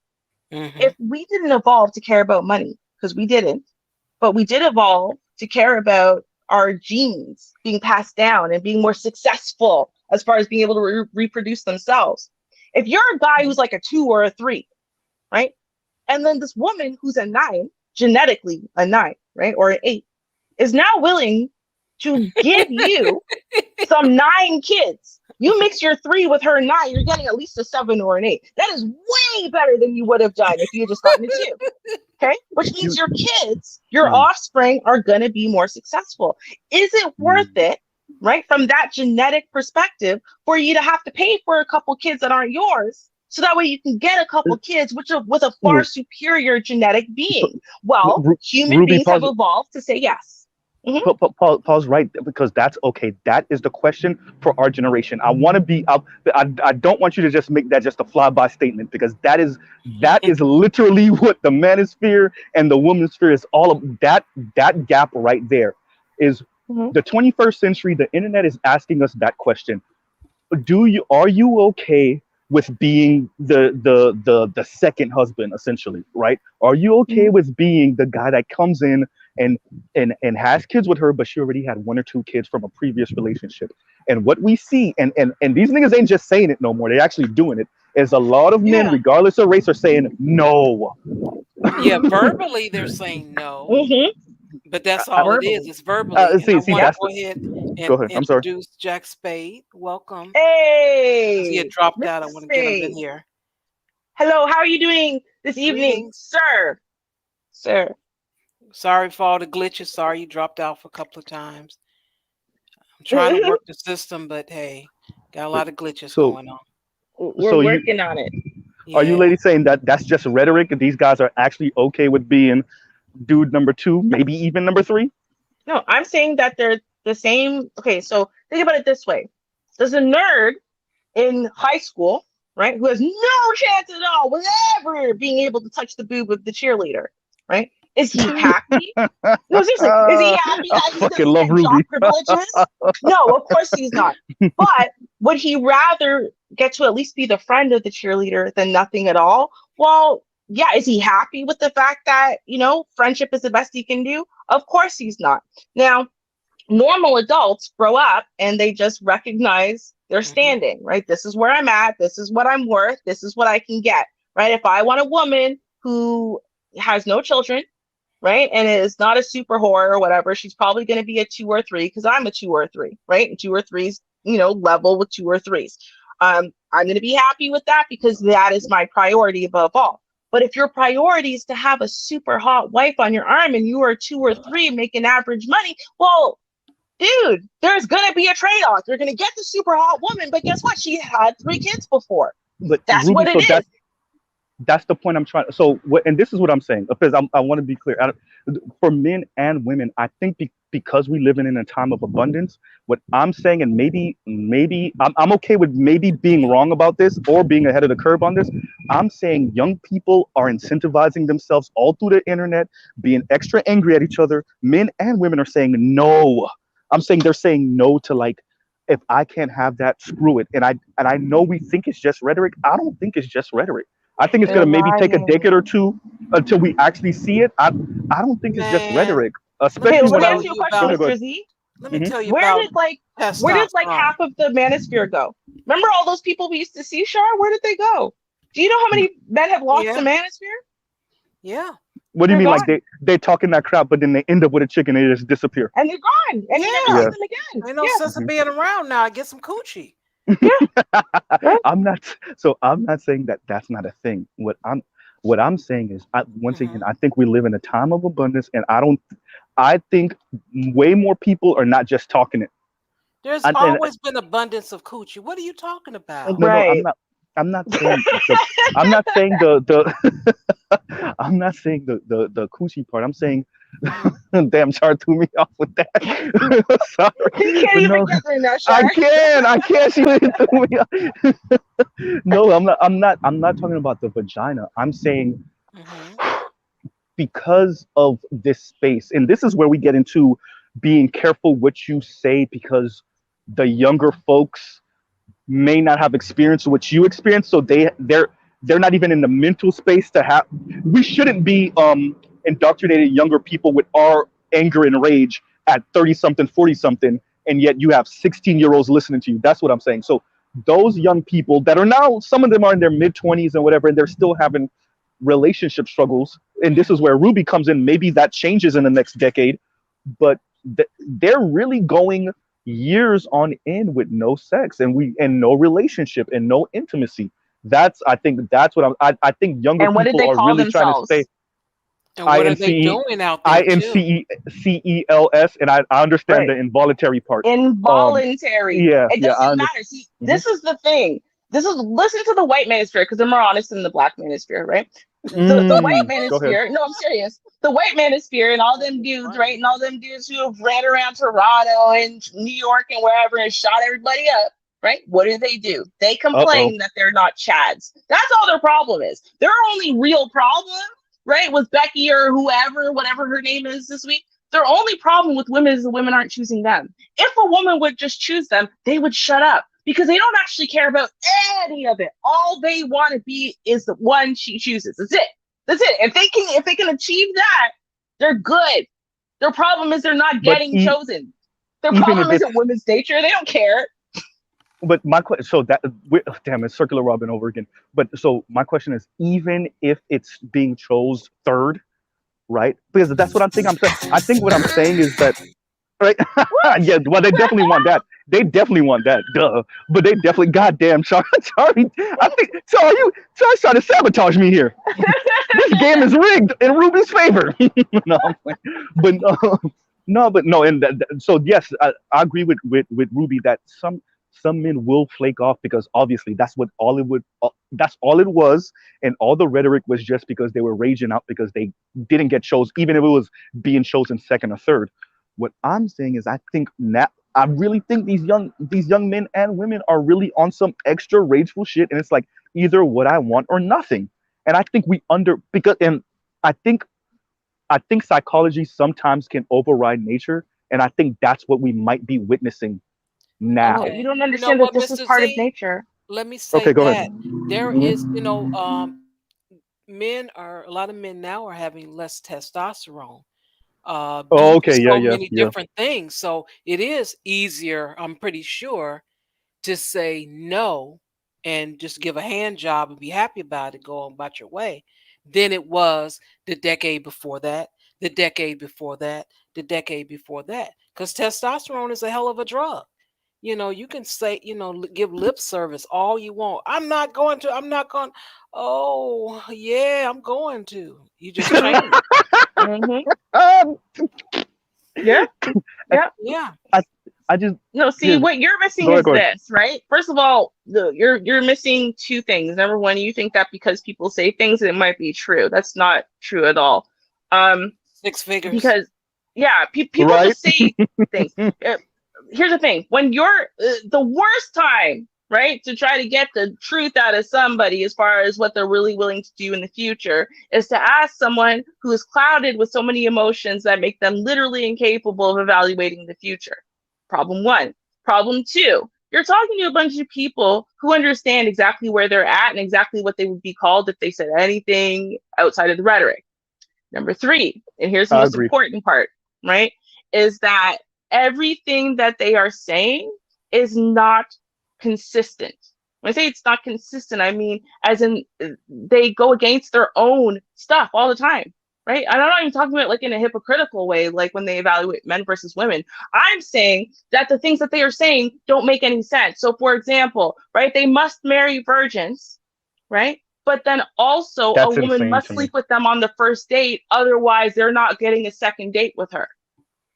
Like these are things that they Yeah, that don't say. make any So sense. I agree with you, bro. right, they're Mhm. just saying things, and they're just saying things the same way women make really long, impossible to ever fulfill lists. Mhm. Women do that not actually because they are looking for that man at all. I know this. I have a friend who did the same thing, and she actually was a virgin until marriage, but her list was stupid. And I remember having like a 5 hour long conversation with her about this list. She was not going to budge.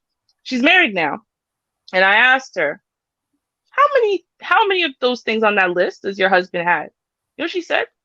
None. Tear, None. Not tear. one. You know why? Because the list is a defense mechanism, okay? The outrageous standards defense mechanism. These are all things that they are putting out there to protect themselves from shame and embarrassment. So now when it's like, well, why are you still single? Why don't you have a husband? Why don't you have a wife? It's not their fault, it's everyone else. Everyone Right, else is just like the deficient. the flip side of the men. Well, they got attitudes. Well, they overweight. It's just the Mm-hmm. flip side of it. You Hmm. you know Exactly.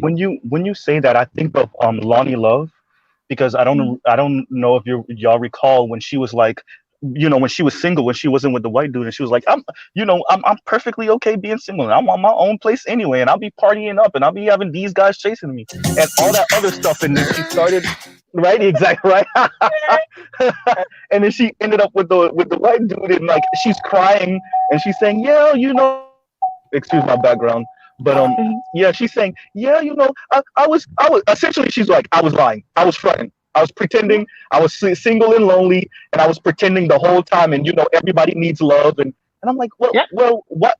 So you're admitting that you were gassing other women who are in your same state.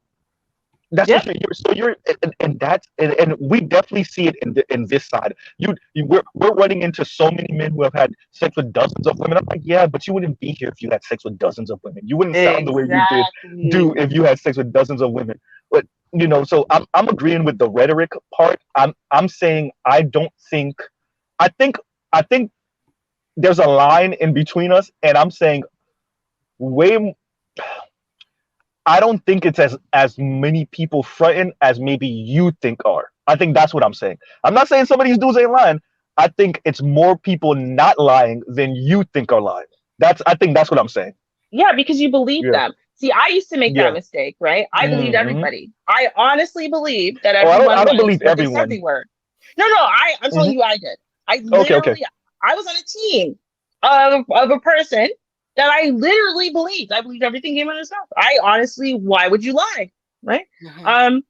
This is where I left my logic at the door. Where what's the word I'm looking for? Like when you bond with people, right? And so you listen. It's like, yeah, that logically makes sense. Okay, I get it. And yeah, no, I believe you. You're a leader. Yeah, I believe you. She must not be shit, right? And whatever. So you're listening and you're believing people. But here's the thing: is that human beings act logically consistent with their own nature. Okay, we did not evolve recently. We evolved 10,000 years ago, and no matter what people are doing, like think about it this way: there's almost nobody who really and truly would rather just not have companionship, not have kids. You know why? Because the human brain, like we're herd animals. So by definition, then we require human interaction. Why do you think they all have 17 hours a day, 7 days a week to be here? Because they are lonely and they require the human interaction. Right. That's it. Like it's not. All you have to do is forget their words for a second. Look at their actions. Are their actions consistent with the words that come out of their mouth? Think about it. If they're not, I'm saving myself. Right. Hey, but it's been 5 years. You're still here. Uh-oh. Well, what's going on? Right. So you have to look at what people do, not necessarily always what they're saying. Put the two together. I put it that way. No, I am, and I think that's why I'm saying I definitely know people are fronting, especially the rageful dudes that didn't had all these experiences. I'm like, but that don't even make any sense. Why are you so mad? But right, you know, and those people, and then I guess on the sister side it would be the and maybe Ruby and Shar, y'all can explain this to me because I don't get this for real. I'm not gonna say the content creator's name, but you know, a content creator reviewed, and this is a female content creator, reviewed another female content creator's video, you know, kind of on the divestment tip. And all these sisters had all these great experiences with these non-black men. It was a non-black man that was the first to tell me I'm pretty, and it was a non-black man that was the first to carry my bags from my car. And it was well, if that's the case, then why isn't the marriage thing happening so much? Like, wait, I'm missing. So it was a non-black dude that was the first one to ask you to prom. It was so why aren't y'all married, or why aren't wait a minute, there's something that's not adding up. So I agree with you on the man and woman side that people are fronting. I just don't know how much they are. I think that's what I'm saying. I'm like, how much are you lying? You know, just look about at, what you would settle for. Add it together from what a person says and their action. Just add them together. And if 2 and 2 is 15, then you know something ain't right. Right. I'm saying, like back in the days, right? They used to have manosphere channels that really didn't want anything to do with women. You know, they obviously can't prevent you from silently watching from the clouds, but they didn't want you in their chat rooms. And if you listen to their content, they weren't talking about women either. Those men who said that they were MGTOW monks or whatever, I believe them because their actions, right, were in line. They didn't come to the women's channels. They didn't really very often go to the channels that were, you know, both men and women, right? They wanted to support other men and have discussions with other men about everything, about self-development, growth, financial success, whatever, everything except for marriage. Everything except for women, everything except for sex. Some of them were literally pursuing to be monks, right? To be voluntarily, not just celibate, but like, no, I want to rise above sex altogether, right? I believe them. Yes. I think they're crazy, but I believe them because their actions, right? Their day-to-day actions, all their decisions are consistent with the words coming out of their mouth. Yes. You know, if you're so over Black men, or if you're so over Black women, you've divested now, you've moved on, then why is it that every waking moment of your day, every time you have free time, you are on some panel finding some way to turn every discussion into why Black women ain't shit? Right? Yeah. Like, it's Screw these women. I'm going back to sleep. Hysterical. It's the Right. same Like, thing over and over. Hysterical. yeah, Yeah. you're not over Charles them. timing. Yeah, no, Charles Shaw really timing. ain't shit. It's amazing. Man. Hey, but there are brothers like that. And I think and so this goes back to the comment that I said earlier about the come on, I'm driving right now at work, so look, buddy road, the light's been green for like 5 seconds. Careful. I need you to move it. But right, so no, and I think this goes back to the trauma thing and the childhood thing, where we have late 20s, 30s, and maybe even early 40 something year olds, and they really do sound like scarred kids. I mean, BGS put out a video, a couple, well, last night or the night before, and he's talking to a sister on a panel, and she's talking about her trust issues, and I promise you, it never misses a beat. She went back to when she was 15, and I'm like, are you joking? I mean, Yeah. like, wait a minute. So let me get this right. You want dudes to run through these hoops because of some trauma? And she looked like she might have been I couldn't peg her age perfectly, but at least in her late 20s. At the very least, possibly in her early 30s, but at the very least her late 20s. So let me get this right. You talk about childhood trauma from 15 years old. Like, I don't know how you have and tying that to the conversation at hand. How do you have a conversation with someone, including this young lady, the white lady, when we're talking about people that are emotionally 15 or 16 years old, but they're actually 30 something years old, 28, 32, 35, 42, but yet emotionally they're 15. Like, how do you reason with a person like that? I don't know anything about reasoning with them. Are you saying social media wise? No, Because I you mean, don't have to if that's Or what you're saying. dating. no, I mean, like, no, I'm saying these people work with you. These people are your sisters, your brothers, these people. Social media, it's one thing. You just literally turn off your phone, right? But Uh-huh. you run into these people. These people are the cashier that's being rude to you, right? These people are the girl at the drive-through, or the dude at the tire shop that's being rude to you. And the reason why they're being rude to you is because they have all this pent-up anger. Even they oftentimes don't know where it comes from, because they don't have someone maybe like BGS asking them, "Hey, where does that come from?" Right? So Yeah, let that's me what I'm tell saying. you How do you something. deal with these I people can't on a day to solve day? Go ahead. Hmm. I can't solve their problem, but I'm gonna tell you what happened. On what today is. Yesterday I went to the store and I had a silent transaction.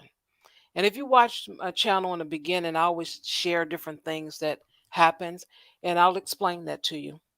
Me and a friend of mine, we noticed some years ago, and we're going back at least 15 years, that sometime we would go to different stores and we get to the register, to the cashier, and they don't say anything.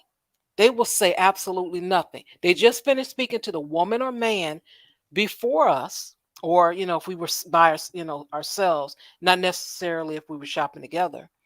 But we have experience where as soon as we step to the register, have our stuff on the belt, they scan it. They don't ask us anything. They don't ask you, do you want a bag? How was your day? Did you find anything? Credit? You want debit? You get cash back? They say absolutely nothing. When they're done, they hand you your receipt. They say nothing. That happened to me yesterday. And I couldn't believe, I'm like, I'm 50 years old. How, That's what frightening. is it about me that bothers you, young lady? And this lady, she was a very light-skinned young lady, about maybe 28, maybe 25, 28, somewhere around there. Um, I didn't really look at her. I guess she was attractive. I don't know. She was pretty heavy, but she gave me the whole transaction was silent. And I know she was saying something to the person in front of me, because something about the bags or something. I remember that. As soon as it was my turn, she said nothing. Absolutely nothing. She just scanned my stuff. She didn't ask me, did I want a bag? She didn't ask me cash, credit, nothing. When she was done, she handed me my receipt, and that was it. And I was just shocked. And so me and my friend, we call that silent transaction. And it always happened to my friend normally on Sundays because my friend loved to dress up on Sundays. And she'd be sharp too. And for some reason, some of those cashiers, they just can't stand that. And just because, and that's another thing, it does happen with a lot of plus size women. I have noticed that. They will size you up. And my friend was like a size, I think she's about 24, something like that. And even though she was a heavy, big woman, she's dressed to the nines, they had a problem with her. They could not stand her. And so, as far as trying to explain why, I can't give you a why. All I can do is tell you the person have a problem with you for whatever reason. That's on them. That's not on you. No, I agree with that. I think I'm just saying, and that's the thing. And so your friend and you are noticing a pattern. I think that's what I'm saying. That goes back to what I was saying earlier about this thing isn't staying online. So I agree that at one point this was just people online saying stuff that they really weren't practicing. And for the most part, I would agree with you and Ruby that it might be that. I'm saying the dial is moving. These people are taking this offline. Go ahead. I'm sorry. Sorry. The fact that you keep saying that is very strange to me, as though like people really honestly think the internet is not like just representative of other human beings in the real world, because it is, right? No, so I agree with you on that. That's what I'm saying. Right. I think so. Okay, when you see defense mechanisms online, right? They're the same defense mechanisms that you're going to see in the real world. It doesn't make them less defense mechanisms just because you're also seeing them in the real world, right? In fact, if anything, right, it's far more likely that a lot of these things you were seeing in real life on a day-to-day basis all the time. But then what happened was you weren't paying attention to them as though they were really super important. Your mind dismisses them because you had no reason. Like, there's so many things we see and notice on a day-to-day basis. We would be inundated if we paid attention to everything, right? That's why confirmation bias exists, right? It makes us pay attention to things that already confirm our bias, right? Or confirm the way we already believe the world is, right? And it's almost like reassuring yourself, right? Yeah, women ain't shit, right? You walk outside, you're going to ignore the 35 women who are acting like complete angels and notice the 2 that ain't shit and say, yep, just as I thought, women ain't shit. And then move on with your day, right? Because it makes you feel better about yourself that you were right about the world. So it's the same thing. Like, yeah, people are saying and doing these things in reality, but it's for the same reason. And the outcomes will be the same if a man finally walks up to them and treats them right and actually loves them and isn't married and doesn't cheat on them and isn't actually a pedo trying to get close to their kids and whatever. And he actually works a job and he pays bills and takes care of her. He actually works a job. Yeah, no, seriously. And she basically, in essence, just gets just a basic amount of love and respect. And finally, he makes her an honest woman and whatever. Guess what? She's gone. You never see her over there on Sinji's channel again. She doesn't need it anymore. I think so. I need to apologize because I was assuming this is what happens when you assume. I was assuming that you know the YouTube ladies and maybe people in the chat didn't think the internet was real. So that's why I was saying that, because oftentimes what you hear is yeah, but that's on the internet and those people don't act like that in real life. And I think that's why I was saying that, yeah, I'm sorry, Char, you're right. My apologies. But and so yes, but what happens is these people think that's the exception to the rule, and so those people will still hover around. Sometimes you see them like, yeah, my dad was great and he was part of my life, and he was a great dad and whatever, but these niggas ain't shit. Or yeah, my mom was great and she stayed married to my dad and she was a great mom and she came and picked us up from school and blah blah blah blah blah. But these bees ain't nothing. Like, and it's like, so let me get this right.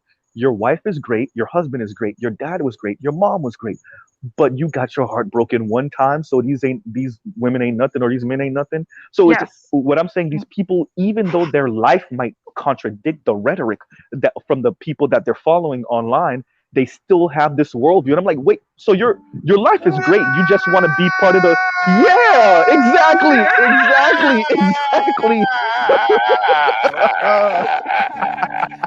Yeah. But why though, Char and Ruby? Like, you're like, so you're saying you're the exception to this rhetoric, but yet why are you still regurgitating this rhetoric? Saying, and they'll say it in the comments like, yeah, so everything in my life is great, but yeah, you're right, Sinji, or yeah, you're right, whoever, I don't want to say those other people's name on your channel, but yeah, you're right. And I'm like, so wait a minute, so, but you're saying you're not living that life. What do you? Wait, I'm lost.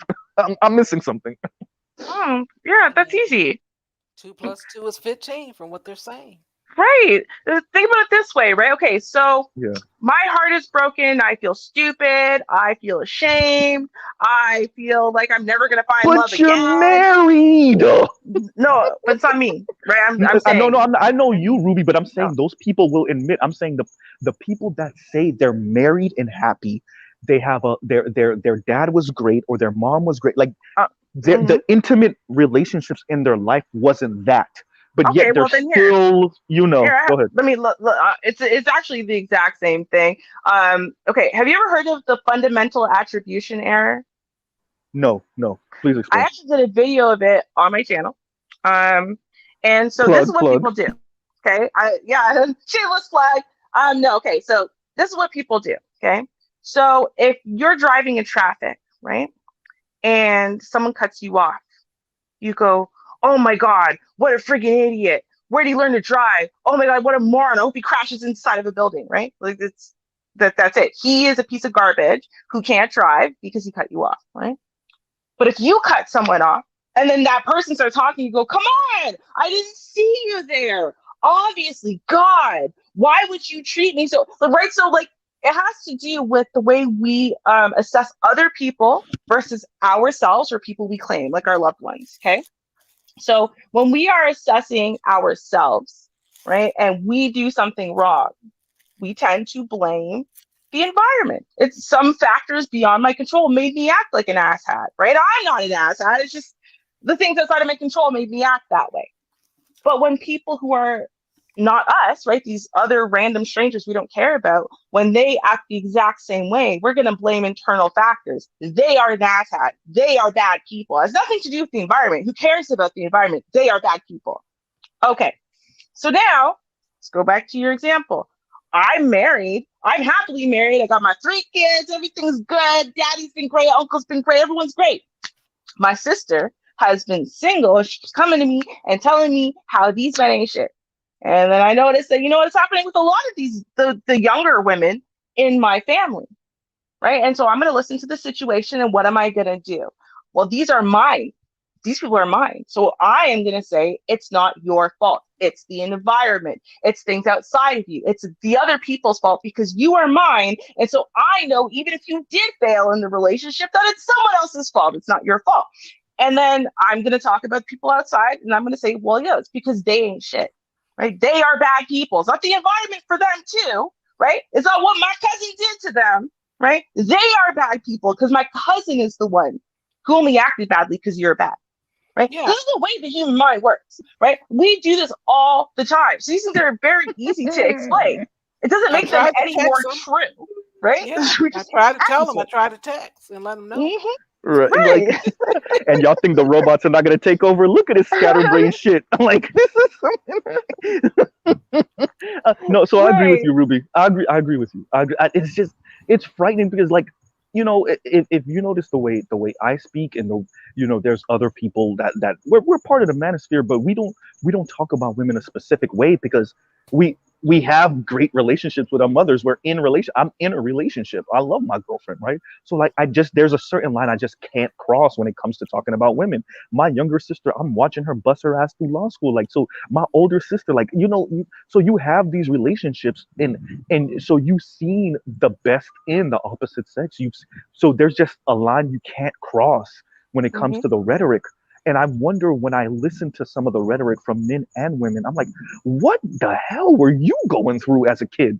Like, that it's okay to, advocate for aborting black sons or like, talking, just some of the insane language coming from brothers. Like, you want your wife to be on her knees when you get home type shit. Like I'm like, yeah, what the hell?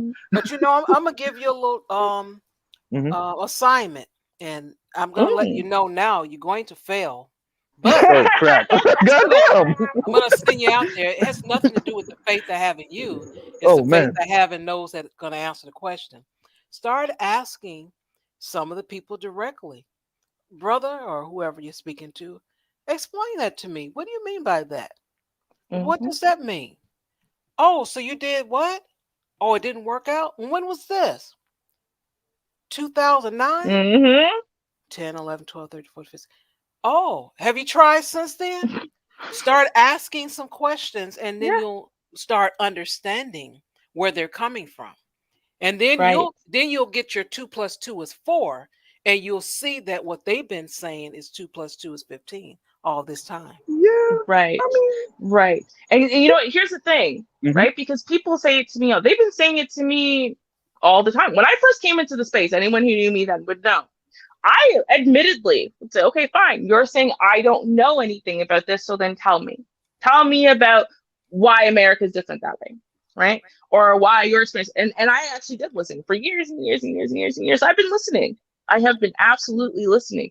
The thing is, right, is that what I've been listening to has led me to the point, honestly, that I started off with, which is know that just like everyone else in the world, Black Americans are still human beings, right? With human psychology. And so therefore, while they do have very special pathologies, shall we say, it's due to a special set of circumstances that if you were to take any other group and drop them into that set of circumstances, right, over the next 100 years, the kids that come out 100 years from now are going to be the same as the ones that came out now, right? Like that's just because of the way I agree with this 100. Yes. Right? Like not like some genetically different, but the problem is, right? And this is where I think I have an issue in general with some of the rhetoric. When we start making, we have to be more careful with the rhetoric and what we are saying about each other. I agree. Because even though, right, she didn't sit there and think this out, right? She's basically saying by the whole, termination. I want to touch on that when you're done. Yep, right? Keep going. She was basically saying then that there is actually a defective gene, right? Boys are born inherently bad, inherently evil, inherently don't take the whole meat, right? Don't eat all of it. Don't eat all of it. So therefore, since that's what she was saying, right? She's not thinking about the implications of that. That is giving license. First of all, it's giving license for them to terminate your child just on site, or your uncle, or your daddy. Those people you say are great? Yeah, all of them. Because they were just born genetically inherently bad, right? Why would someone be okay with saying that Black people have a gene that makes their sons inherently inferior, right? Because then what the hell man of any race is going to sleep with you? Because every child that you create that's a boy is going to be genetically inferior, should be shot on sight, right? So I mean, at the end of the day, like, no one's thinking through the logic of the things that they are saying, right? They just say things because shock factor, and because clout, and because money, because trauma bonding, because you keep them steeped in the trauma and steeped in the pain and bonded to you for you to continue feeding their lack of accountability and responsibility for them to heal regular pain, because guess what? Everyone's hurting. Go heal it and move on, right? You keep them, and then what happens? Man, you bought their new Lamborghini, a new house. They haven't had to work to pay a bill in how long? All they got to do is sit on the internet and think of the next worst thing that they could possibly say, and we're good. So Ruby, the person you're referring to, I think it's Sinji. I'm not even talking about her. Believe it or not, it gets worse. She's not even the most neo-Nazi with the shit. She's not even the worst anymore. Like the worst, the bar done moved. Believe it, the bar done moved, y'all.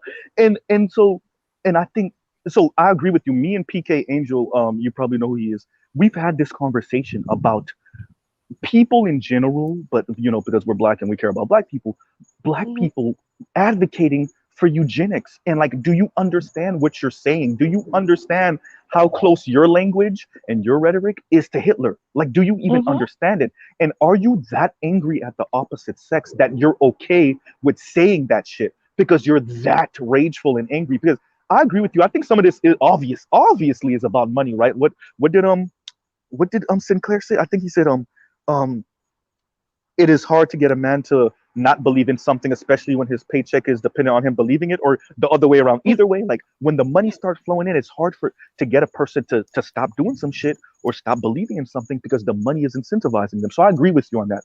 But I think a lot of this, Obsidian said it out loud to his yeah. followers, who then paid him buckets of cash when he said, "I hope black female fuckery never ends, so I can keep milking it to Wow. the last drop." Wow. Yeah, I'm not about that. But you know, and so the particular people I'm thinking of, including a couple of brothers, but you know, the sisters, because brothers can't advocate for aborting black daughters. That shit don't even make any sense. Like, how would that even work, right? But the particular sis, and I'm still calling them sisters because that's just who I am. They're literally advocating for people for me not to be born, and I'm still calling them sisters. So that lets you know where I am, right? But the particular sisters I'm talking about are literally like, they're literally saying, you know, maybe you should reconsider having black sons and da da da. So they're putting it in a question form, kind of, but they're obviously it's a statement. And I think to myself, yes, the money is rolling in, and yes, you got 250,000 views on this video, but are you that rageful, or is this maybe something bigger? And where I'm going with that, and is, you know, Bell Hooks recently passed, and this particular person I'm thinking of, So wait, who's that? Bell Hooks was a author, a black feminist author. She was LGBTQ. She was you know, she, let's just say, more radical feminist. She passed away a few days ago, and the particular person I'm speaking of, I'll give y'all her initials, MP, right? She was like, oh, you know, we lost her today. And when I saw that in her community tab, I was like, oh, that's what you're on. So it's even bigger than black men for you. Oh, okay. Oh, that puts a lot of this in context. You're starting off with divesting from black men, but eventually you're gonna move that bar to divesting from niggas. Period. That bar is probably gonna end up with, you know what? We just need to end up with ourselves. Like, you know, and I'm tying that all into saying, like, I'm careful on where I allow other people to lead me because of one heartbreak, right? Because I don't know what their vision is, and if I hitch my cart to their train, I might end up in Auschwitz, right? And I think people on the internet are allowing these content creators who have their own agendas to lead you into Auschwitz, which, by the way, sounds like it's going to be an end for the opposite sex, which I don't even understand how it works as a black person. If you're a black man, how you can wish the downfall of black women without understanding how that's going to hurt you. But eventually it screws you too. That's I don't know. Maybe, am I missing something? You're not. Don't believe the hype. Right. You know, it's just weird to me. And here's my issue. And now I don't actually agree with this rhetoric for obvious reasons. Interestingly enough, I've actually had some of the manosphere guys tell me to my face and publicly, and I mean, these are not guys who are really women supporters, and I'm one of the most logical people in all of the manosphere, which in and of itself then breaks the whole, well, women are just emotional and men are logical, right?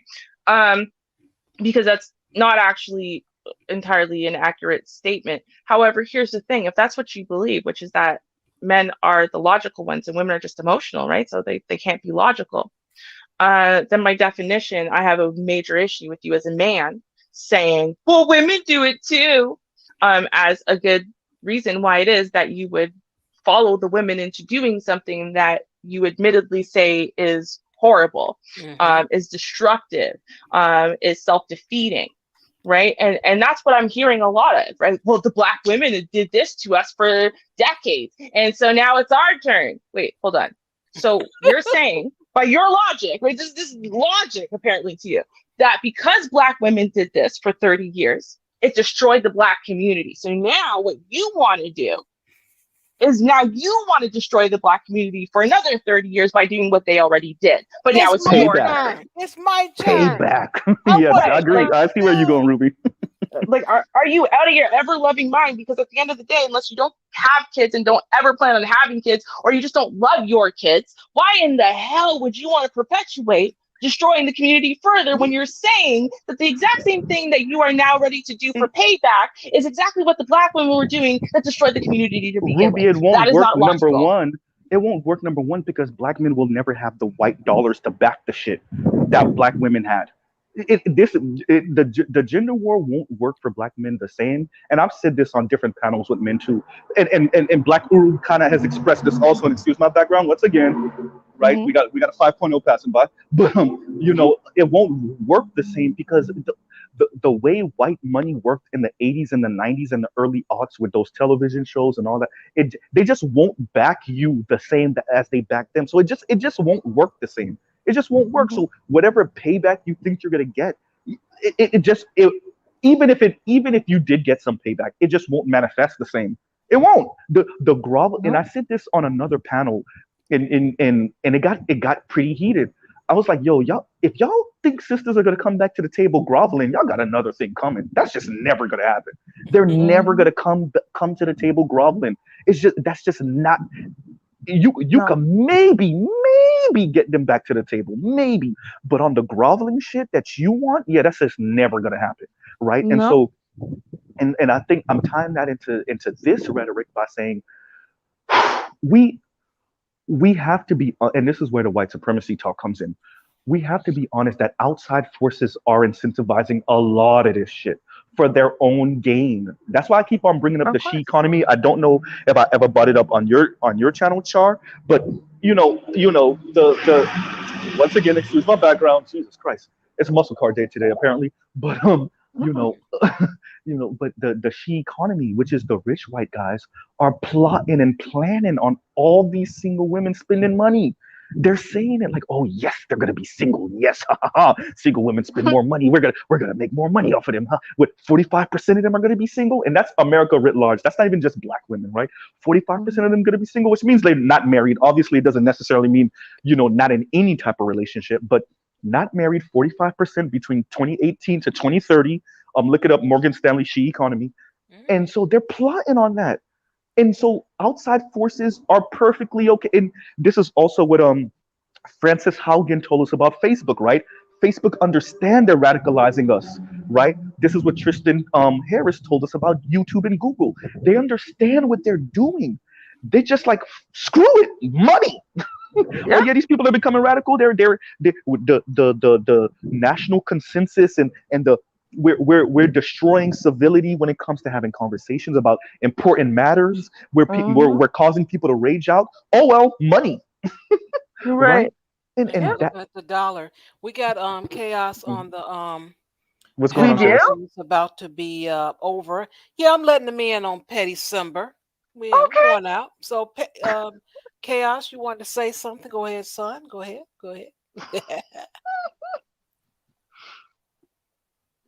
Chaos, don't miss out now. Okay, it only happen once a year. Come on now. Right? You know, if you let me and Ruby continue, we could just keep on going. You lost your once a year, Chaos, man. You better say something soon. Okay, Jack Spade, you're back. Hopefully, Mr. Spade, get on here. I don't know. I'm sorry about all the glitches. They keep happening over and over again.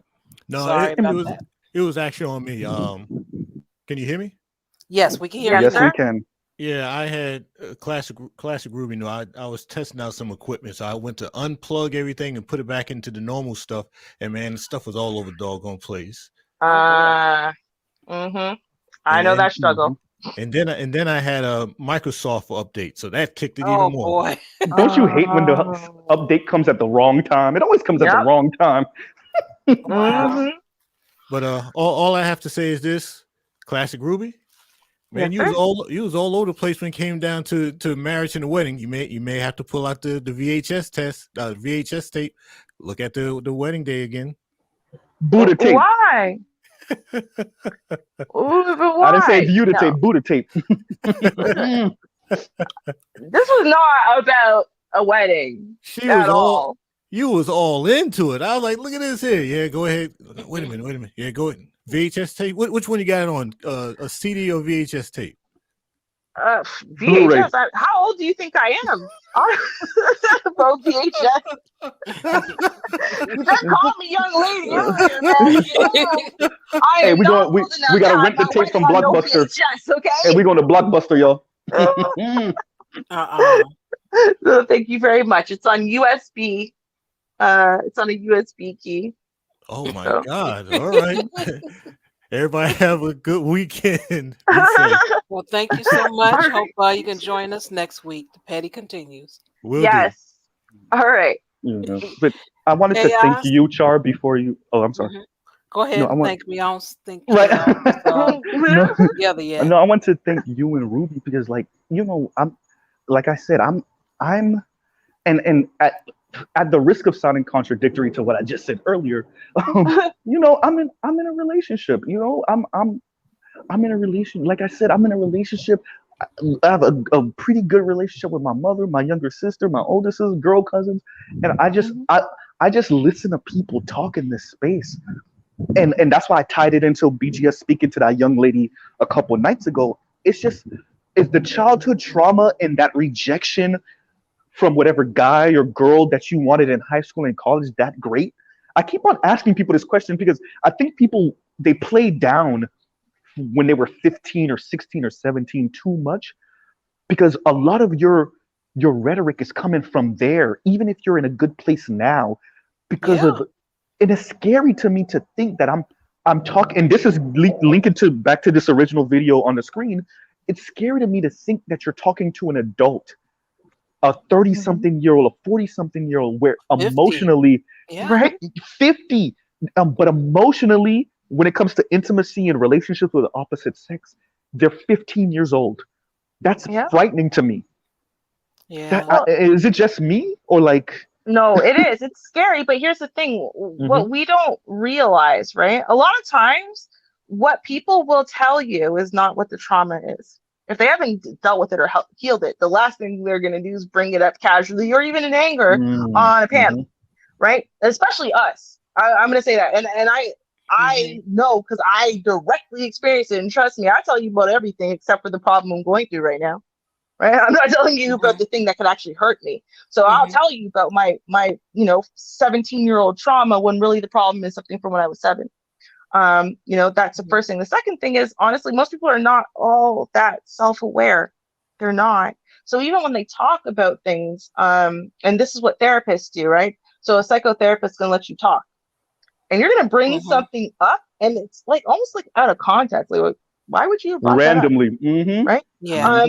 And so they're going to force you to kind of go down the path because they ask you to go back to and talk.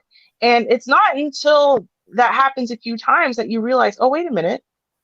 Something there actually had some significance that I've been holding on to all this time. I had no idea it was affecting my life in that way. I thought my problem was when I was 15 and I was broken up with, but that wasn't the problem. The problem was something I saw when I was 8 years old. And that trauma from when I was 8 got triggered when this person broke up with me. You see what I'm saying? So the human mind is actually a lot more complex and kind of interconnected than we give it credit for. Maybe you didn't make anything better. You just made shit worse for me right now, because that's even worse to me. Like, oh my God. Well, you have to remember what trauma is, though, right? Trauma is not just your hurt feelings, right? Because not everything is going to traumatize you. If you get actual trauma, like this is something that has literally, in a way, almost stunted you from being able to move forward until it's resolved or healed. But we're in a community that doesn't encourage any of the above. Right? Or with parents who didn't even understand that we're supposed to do things like that. So then, they're kind of stuck as perpetually 15-year-olds, right? Because they are stuck being needed to, maybe they need to be reparented, like as in, or they have to learn how to parent themselves because their parents never did it properly, or, whatever, stuff like that. But again, is it scary? Yeah, but at the same time, it's really understandable given other things that I know about us, and what we've gone through. And okay, go into that. When we see this young lady on the screen, and she like, and you were right about it. You're right, especially about the class thing. You said love. Okay, if if your father and your mother are willing to pay for the wedding, so we're assuming your father was a good father. Apparently, he was there. What then causes you to not see that this guy is no good for you, or like what in your past? Well, I mean, it could be anything, right? At this moment, we don't know, but Ever seen I the mean, show like This Is spitballing. Us? And let me say something too No. about that. Okay, go ahead. Okay, who Go was ahead going? first, Char. Go ahead. Oh, okay. And then you can roll us out. Okay.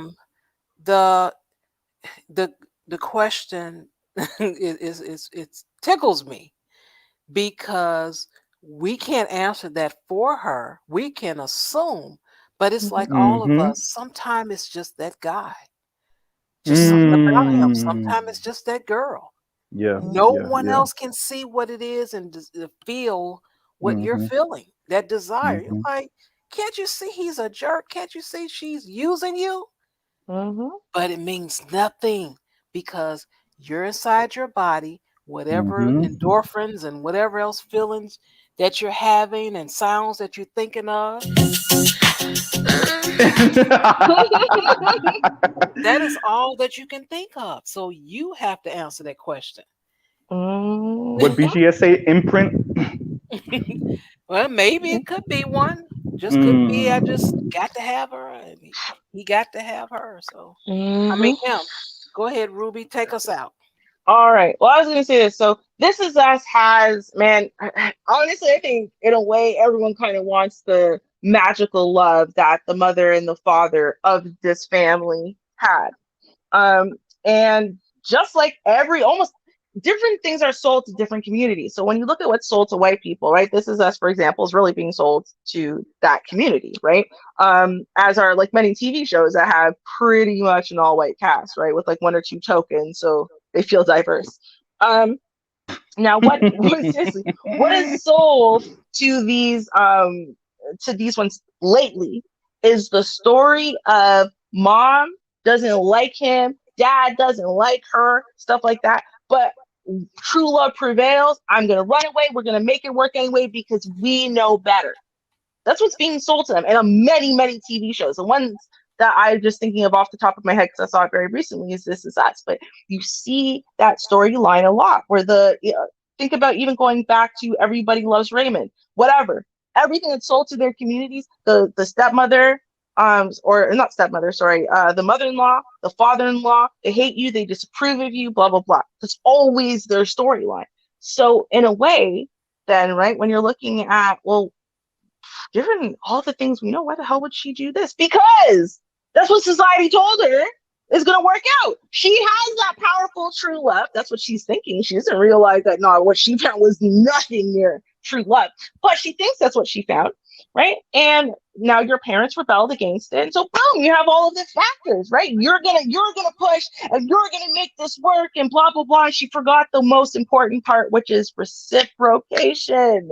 Because submission leadership is like, it's like a cycle, right? So a woman submits to submission and a man submits to the leadership, and this is like a feedback loop, right? He though doesn't want to lead her, he doesn't want to protect her, he doesn't want to provide for her, he is not part of the game, he wants to feel the way she does, right? He would rather keep her than be single. But she doesn't inspire that feeling in him. And she forgot that one rule, the reciprocation. The man has to love you more. That's where that saying actually comes from, where it says you need a man who loves you more than you love him, right? That's why it's coming, and that's where it's coming from, because women otherwise will take the littlest tokens that maybe he might even like you as love and reciprocation. It's like, no, you have to be pretty damn sure the man loves you, right? And you love him for you to understand that this is a reciprocal cycle, especially when you're flooded with all the chemicals and stuff. So that's where I stand with that one. Yes. Yes, ma'am. Yeah, it's just once again, human beings, 30-somethings, acting like 13-year-olds. Just, and I'm saying this as a person who understands that I'm not perfect and definitely immature. I mean, I'm walking through my house making car sounds at 35. So, I'm not, claiming to be the bastion of maturity over here.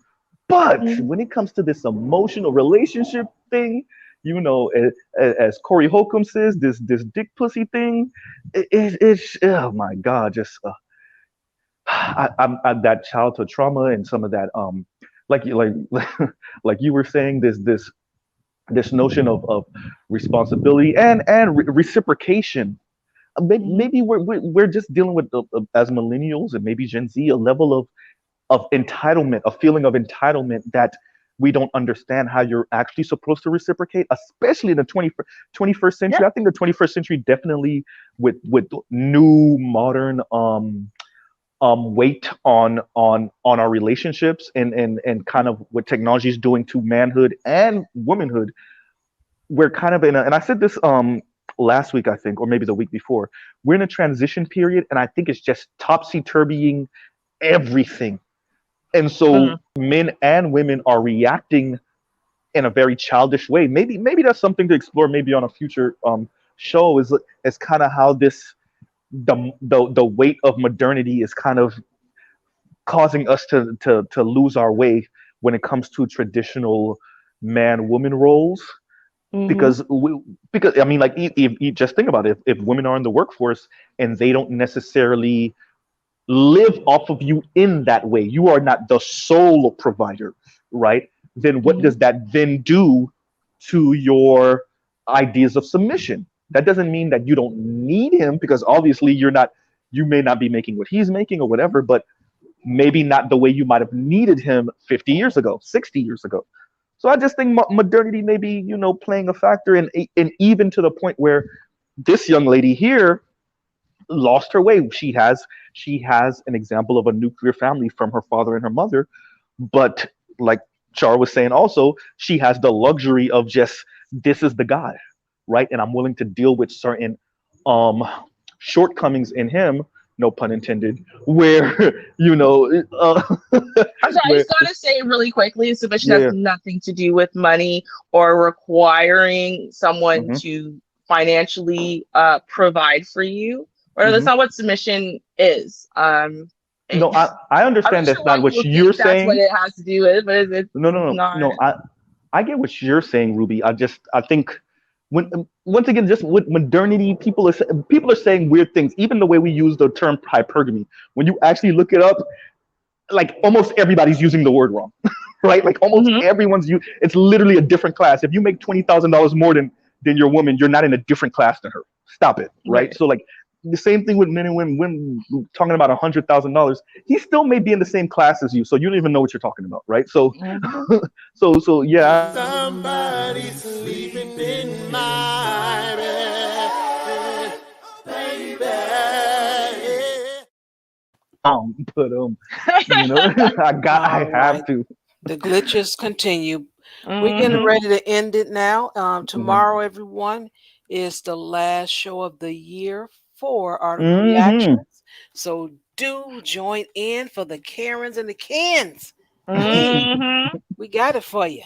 So do tune in. Thank you so much for your support tonight, for your contributions, your likes, and your shares. I do appreciate it.